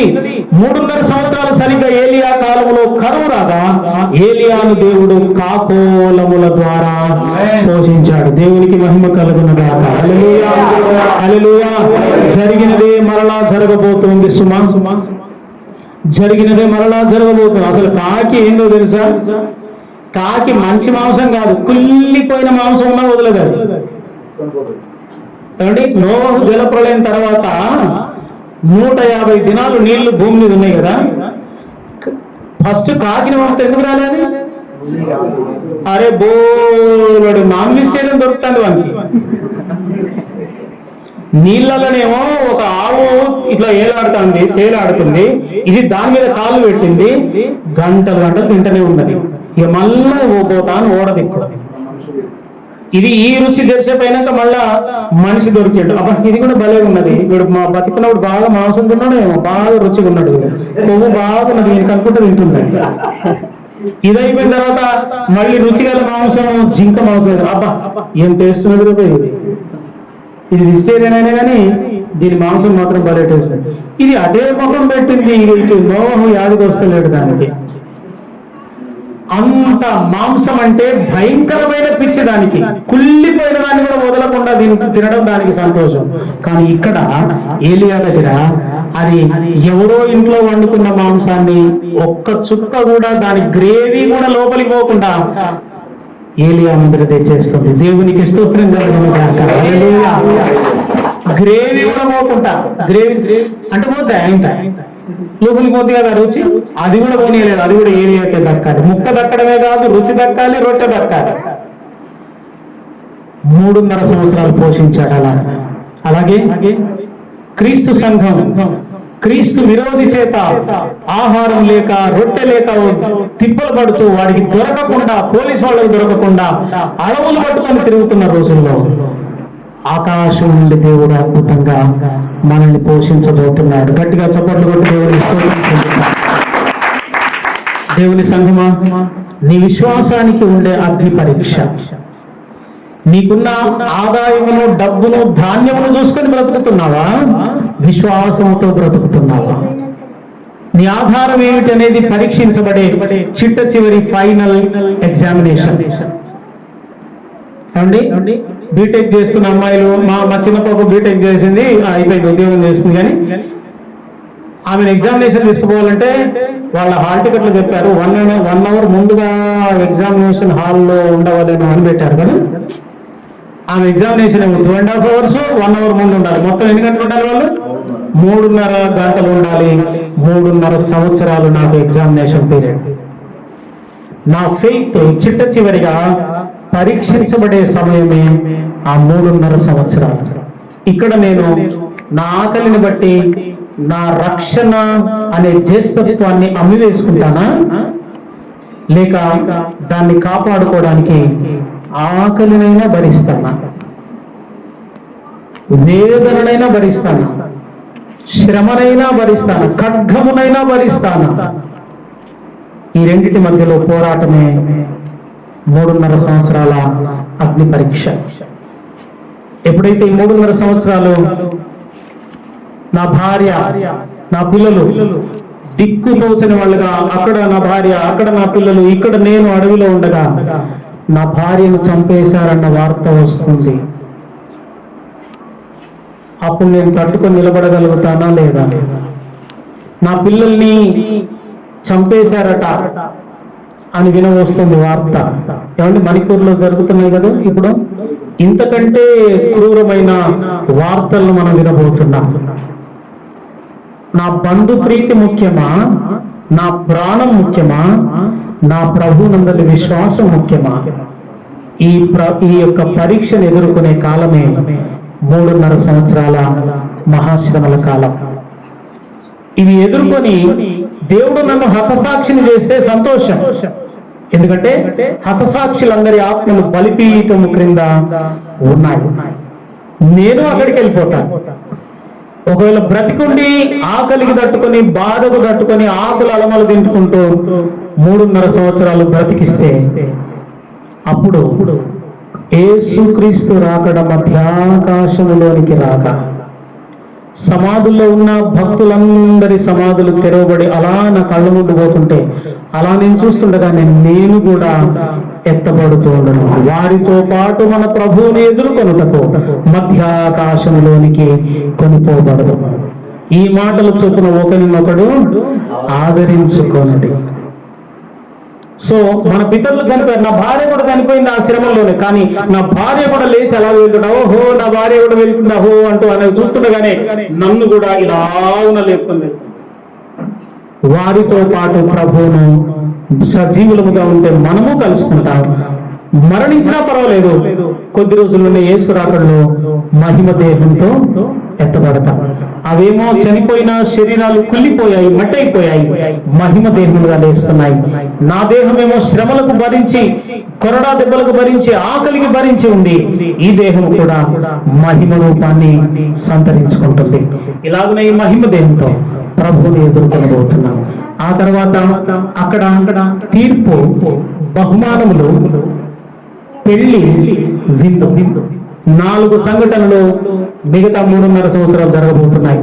7 ఏళ్ల పెళ్లి విందు కాదు. బైబిల్లో ఎక్కడ 7 ఏళ్ళు పెళ్లి విందని ఒక్కటంటే ఒక్క చోట వ్రాయబడి లేదు. ఇది మన ఇమాజినేషనే కానీ లేఖనము కాదు. విందు, పెళ్లి ఇవన్నీ కలిపి మొదట ఈ 4 గుర్తుపెట్టుకోండి. మొదట తీర్పులోనికి వెళ్తాం. వాని క్రియలు చొప్పున ప్రతి వానికి బహుమానము ఉంటుంది. జీవ కిరీటం, మహిమ కిరీటం, అక్షయ కిరీటం, వాడబారణ కిరీటం. నా భక్తి, నా త్యాగము, నా సమర్పణ, నా యొక్క ప్రార్థనా జీవితం, పరిశుద్ధ జీవితాన్ని బట్టి నేను పొందబోతున్న తీర్పు. ఆ తీర్పు తర్వాత బహుమానం తర్వాత పెళ్లి తర్వాత విందు. ఈ 4 జరిగే కార్యక్రమం 3.5 సంవత్సరాలు. ఈ లోకం మీద దేవుని చిట్ట చివరి ఉగ్రత జరిగినదే మరలా జరుగుతుంది. ఇశ్రాయేలును విడిపించడానికి ఐగుప్తు దేశంలో దేవుడు తెగుళ్లను కుమ్మరించాడు. అలాంటి తెగుళ్లే మళ్ళీ ఈ లోకం మీదికి కుమ్మరించబోతున్నాడు, చివరిగా జరిగించబోతున్నాడు. 7 ఉగ్రత పాత్రలు కుమ్మరించబడగా ఐగుప్తులో వచ్చిన తెగుళ్ళ లాంటివే ప్రపంచమంతా రాగా ప్రపంచంలోని 3వ వంతు ప్రజలు చచ్చిపోతారు. ఆ ఉగ్రతకి 1 వంతు ప్రజలు మాత్రం మిగిలి ఉంటారు. ఇలా 3.5 సంవత్సరాలు ఇక్కడ గడిచాయి. అక్కడ తీర్పు, బహుమానము, పెళ్లి, విందు ఇవి గడిచాయి. ఇది ముగించగానే, ఇక్కడ ఉగ్రతా పాత్రలు ముగించగానే యేసురాజు మహామహిమతో మెరుపు తూర్పున పుట్టి పడమటికి ఎలాగో కనిపిస్తుందో యేసు రాకడల భూగోళం అంతా చూస్తూ ఉండగా ఆయన దిగి వస్తాడు. ప్రియులారా, ఈ మొదటి 3.5 ముగించబడగానే వాడు దేవాలయంలో కూర్చున్నాడు కదా. ఈ కూర్చున్న విషయం గమనించి ఇశ్రాయేలీలు అరణ్యంలోనికి పారిపోతారు. ఇక్కడ 1260 దినములు ఆమె పోషింపబడవలెను. ప్రకటన 12:6. ఆమె అరణ్యంలోనికి పారిపోతుంది, అక్కడ ఆమె పోషించబడుతుంది. సరిగ్గా ఇక్కడ లోకం మీద ఉగ్రత, ఇక్కడ ఆమె పోషించబడుతూ ఉంటుంది. సంఘం, ఇశ్రాయేలు సంఘం, వీళ్ళు దేవుడు కరుణనందించు ఆత్మను వారి మీద కుమ్మరిస్తాడు. జకరియా 9:9. 10వ అధ్యాయం 4వ వచనము, వారు పొడిచిన నా మీద దృష్టి ఉంచుతారు. ఎమ్మాయి గ్రామంలో యేసు ప్రభుతోనే నడుస్తున్నారు. ఆయన యేసు ప్రభు అని మాత్రం గుర్తుపట్టట్లేదు. 8 మైళ్ళ దూరం ప్రయాణించి గ్రామం దగ్గరికి రాగానే వారు కన్నులు తెరవబడగా ఈయన యేసు అని గుర్తుపట్టారు. సరిగ్గా జరిగినదే చరిత్రలో మరలా జరగబోతుంది. ఇశ్రాయేలీలు 1260 దినములు, ఎవర్రా మన మెస్సయ్య, ఇంకా రాలేదు, ఇంకా ఇన్ని శ్రమలు పడుతున్నాం, చరిత్ర అంతట్లో మన దేశం మీద జరిగిన యుద్ధాలు జరగలేదు, వాళ్ళు చంపబడినంత మంది ఎక్కడో చంపబడలేదు, ఏంట్రా ఈ గోస, మన మెస్సయ్య రాడా? ఒకవేళ 2000 సంవత్సరాల కిందట యేసు అను ఒక వడ్రంగి కుమారుడు తాను మెస్సియా అని చెప్పుకుంటే రాళ్లతో కొట్టి చంపాలన్నాం కదా, కొంపదీసి ఆయనట్రా? అవునేమోరా. ఎందుకో తెలుసా? 12వ అధ్యాయం 6వ వచనంలో, సియోను కుమారి, నీ రాజు గాడిద పిల్లనెక్కి నీ యొద్దకు వస్తాడు. అని ఆయన ఆ రోజు మటలాదివారం నాడు గాడిదెక్కి కదా వచ్చింది. ఈ లేఖనాలన్నీ ఆలోచిస్తూ ఉండగా, ఏమండి మీరు ఇంతసేపు హిందూయిజాన్ని క్రాస్ క్వశ్చన్ చేస్తున్నారు కదా, అలాగే వాళ్ళు కూడా లేఖనాలను క్రాస్ క్వశ్చన్ చేసుకోగా కరుణనందించు ఆత్మ వారి మీద కుమ్మరించబడగా, లేఖనములు ఎరుగునట్లు వారి కన్నులు తెరవబడగా, వారు ఏసే, మనము చంపిన ఏసే మన మెస్సియారని గుర్తుపట్టగా, అప్పుడు యేసు నిజంగా వాళ్ళు చూస్తారు. ప్రభు పేరిట వచ్చేవాడు స్తుతింపబడుగా తాను చెప్పు దినం వచ్చే వరకు మీరు నన్ను మరలా చూడరు. ఇప్పుడు ఆయనేనా మన ప్రభు అని అన్నారా? గుమ్మములారా మీ తలలు పైకెత్తుకొనుడి, మీ విడుదల సమీపించి ఉన్నది. ఈ గుమ్మములనగా ఇశ్రాయేలీయులకున్న మరొక పేరు. ఏమండి? నూతన యెరూషలేము పట్టణానికి పునాదుల మీద 12 అపోస్తల పేర్లు, గుమ్మముల మీద 12 ఇశ్రాయేలు గోత్రకర్తల పేర్లు కదా. సో గుమ్మములు అన్నప్పుడు ఇశ్రాయేలు గుమ్మములారా మీ తలలు పైకెత్తుకొని చూడండి. లేఖనములను చూసారా? ఇప్పుడు పైకెత్తి చూడండి. మీ రాజు అదిగో గాడిద మీద వచ్చిన వాడు ఇప్పుడు మహిమా స్వరూపుడై దిగి వస్తున్నాడు. ఓ గొప్ప ఆనందంతో రొమ్ము కొట్టి వాళ్ళు ఏడుస్తారట. ఎలా ఏడుస్తారని జకరియా ప్రవచిస్తున్నాడు 14లో. ఒకడు తన జ్యేష్ఠ కుమారుని కొరకు విలపించినట్లు మీరు నా నిమిత్తమై విలపించుదురు. రొమ్ము కొట్టుకుంటే అయ్యో మేము అన్యాయంగా అన్ని సిలువ వేయడం అన్నాం కాబట్టి చరిత్ర అంతట్లో ఇంత నష్టాన్ని చూశాం, మేము ఇన్ని యుద్ధాలు ఎదుర్కొన్నాం, ఇంతమంది మా ప్రజలను మేము పోగొట్టుకున్నాం, రక్తపాతాన్ని అనుభవించాం ఒక్క మెస్సయాను సిలువ వేసినందుకు. ఓ అయ్యా మేము ఎంత గొప్ప తప్పేం చేశామని జ్యేష్ఠ కుమారుడి కొరకు విలపించినట్లు విలపిస్తుండగా వారు ప్రభువును చూస్తారు. ఆ ప్రభు పేరుట వచ్చేవాడు స్తుతింపబడును గాక, మా మెస్సియా నువ్వే అని ఒప్పుకున్న దినమున ఆయన దిగిరాగా వీరందరూ చూస్తూ ఉండగా క్రీస్తు విరోధి వారి సైన్యం వీళ్లను తరుముతూ ఉండగా యేసు ప్రభు వీళ్ళందరూ ఒలీవ అరణ్యములో ఉంటారు. ప్రక్కనే ఒలీవ కొండ ఉంది. ఈ ఒలీవ కొండ మీద తన కాలు మోపగా ఒక భూకంపము సంభవించి ఒలీవ కొండ 2గా చీలుతుంది. చరిత్రలో జరిగినదే మరలా జరుగుతుంది. ఎర్ర సముద్రము కర్రతో ఇలా కొట్టగానే 2గా చీలింది. యేసు ప్రభు ధర్మశాస్త్రం ఇచ్చినవాడు, ఆయన కాలి మహిమపడి భూమి కూడా కొండ కూడా 2గా చీలుతుంది. ఇశ్రాయేలీయులందరూ అందులోనికి పరిగెత్తుతూ ఉంటారు. పరిగెత్తుటకు క్రీస్తు విరోధి సైన్యం కూడా పరిగెత్తుంది. ఇశ్రాయేలీయుల సముద్రంలో పరిగెత్తి దాటేశారు. క్రీస్తు ఆ ఫరో యొక్క సైన్యం అంతా కూడా మధ్యలోనికి వచ్చింది. సముద్రం మోసుకుపోయింది. మళ్ళీ అలాగే ఇక్కడ కూడా ఇశ్రాయేలు ప్రజలందరూ కొండలో నుండి ఆ మధ్య భాగంలో నుండి పరిగెత్తి బయటికి వెళ్ళిపోయారు. క్రీస్తు విరోధి సైన్యం అంతా మధ్యలోనికి రాగానే యేసు ప్రభు యొక్క పాదం వారి మీద పడగా గానుగ తొట్టిలో ద్రాక్షలను తొక్కినట్టు వాళ్ళందరూ ద్రాక్ష పళ్ళగాలాలు చితికిపోతుండగా వారి రక్తము గుర్రపు కళ్ళెమంత ఎత్తుతో 200 క్రోసుల దూరము ప్రవహిస్తూ ఉంటుంది. ఇది క్రీస్తు విరోధి సైన్యం అంతటికి, క్రీస్తు విరోధికి ఉండబోతున్న శిక్ష. అప్పుడు క్రీస్తు విరోధిని అబద్ధ ప్రవక్తను వీరిద్దరిని ప్రాణాలతో నేను నరకంలోనికి విసిరేస్తాడని ఉంది. అలా విసిరివేయగా ఇప్పుడు మిగిలిన వాళ్ళు ఈ 7 ఉగ్రతా పాత్రల ద్వారా 3 వంతుల ప్రజలు నాశనం అయిపోగా 1 వంతు ప్రజలు ప్లస్ యేసుక్రీస్తు కొత్త నిబంధన సంఘం, ఇక్కడ ఇశ్రాయేలీయుల జనాంగం, ఈ 4 జనాంగములతో 1000 ఏళ్ల పరిపాలన భూమి మీద యేసుక్రీస్తు యెరూషలేములో రాజుగా ఉండి మనమందము సామంత రాజులుగా, ఆ విశ్వాసి ఒక చోట ఈ విశ్వాసి ఒక చోట అధికారులుగా ఉండగా 1000 ఏళ్ల పాటు శాంతి సమాధానములను ఈ లోకం చూస్తుంది. నిమ్రోదు మొదలుకొని రోమన్ సామ్రాజ్యము, ఈ 10 మంది రాజుల సామ్రాజ్యంలో ఎక్కడ నీతి న్యాయములు శాంతి సమాధానములు లేవు. కానీ ఇవన్నీ ప్రభుత్వాలు తొలగిపోయాయి. చిన్న రాయి అయిన యేసుక్రీస్తు రావడంతో ఈ మానవ ప్రభుత్వాలన్నీ నశించిపోయి ఈ చిన్న రాయే భూగోళమంతటిని ఏలే పెద్ద రాయిగా మారి భూమిని పరిపాలన చేస్తూ ఉండగా సింహము గొర్రెపిల్ల కలిసి జీవించే సమాధానకరమైన స్థితిని, దేవుని జ్ఞానమంతా లోకమంతా నిండి ఉన్న స్థితిని 1000 ఏళ్ల పాటు మనం చూడబోతున్నాం. ఆ 1000 ఏళ్ల పాటు సాతానుని పాతాళంలో బంధిస్తాడు.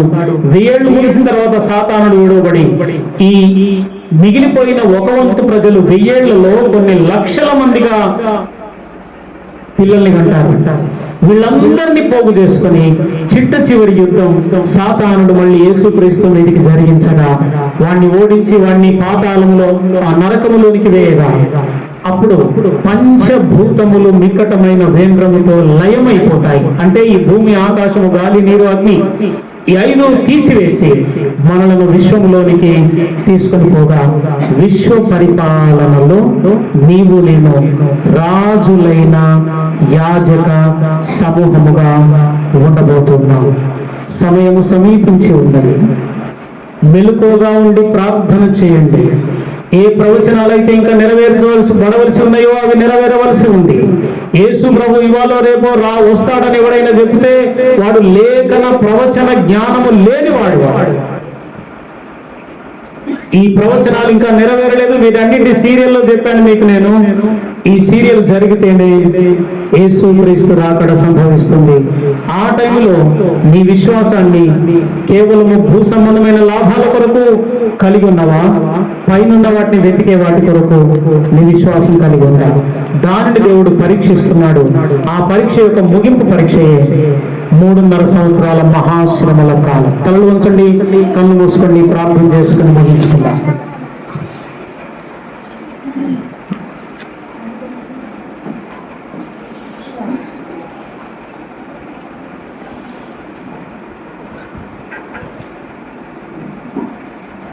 ప్రార్థన చేసుకుందాం.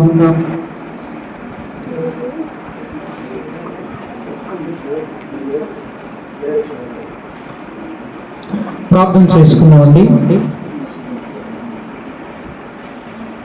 క్రైస్తవుడ మరువవద్దు ఆయన రాకడా, క్రైస్తవుడ మరువవద్దు ఆయన రాకడా, కనిపెట్టి ప్రార్థన చేయుచు సిద్ధముగా నుండు, కనిపెట్టి ప్రార్థన చేయుచు సిద్ధముగా నుండు. రెప్పపాటున మారాలి, రెప్పపాటున మారాలి, యేసయ్య చింతకు చేరాలి, యేసయ్య చింతకు చేరాలి. యేసు రాజుగా వచ్చుచున్నాడు. అందరం పడదాం. భూలోకమంతా తెలుసుకుంటాడు, యేసు రాజుగా వచ్చుచున్నాడు. భూలోకమంతా తెలుసుకుంటాడు. 1000 ఏళ్లపై యేసు రాజ్యమేలును, 1000 ఏళ్లపై యేసు రాజ్యమేలును. భూలోక రాజ్యములన్నీ ఆయనవే అగును, ఈ లోక రాజ్యములన్నీ ఆయనవే అగును. నీతి శాంతి వర్ధిల్లును, నీతి శాంతి వర్ధిల్లును.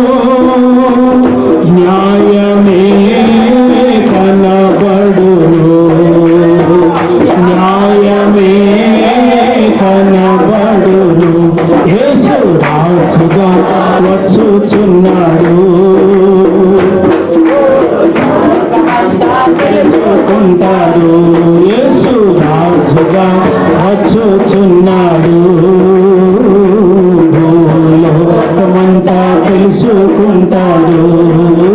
రావి కోటి తేజుడు, రమ్యమైన దేవుడు, రావి కోటి తేజుడు, రమ్యమైన దేవుడు, రాజుగా వచ్చుచున్నాడు, రాజుగా వచ్చుచున్నాడు.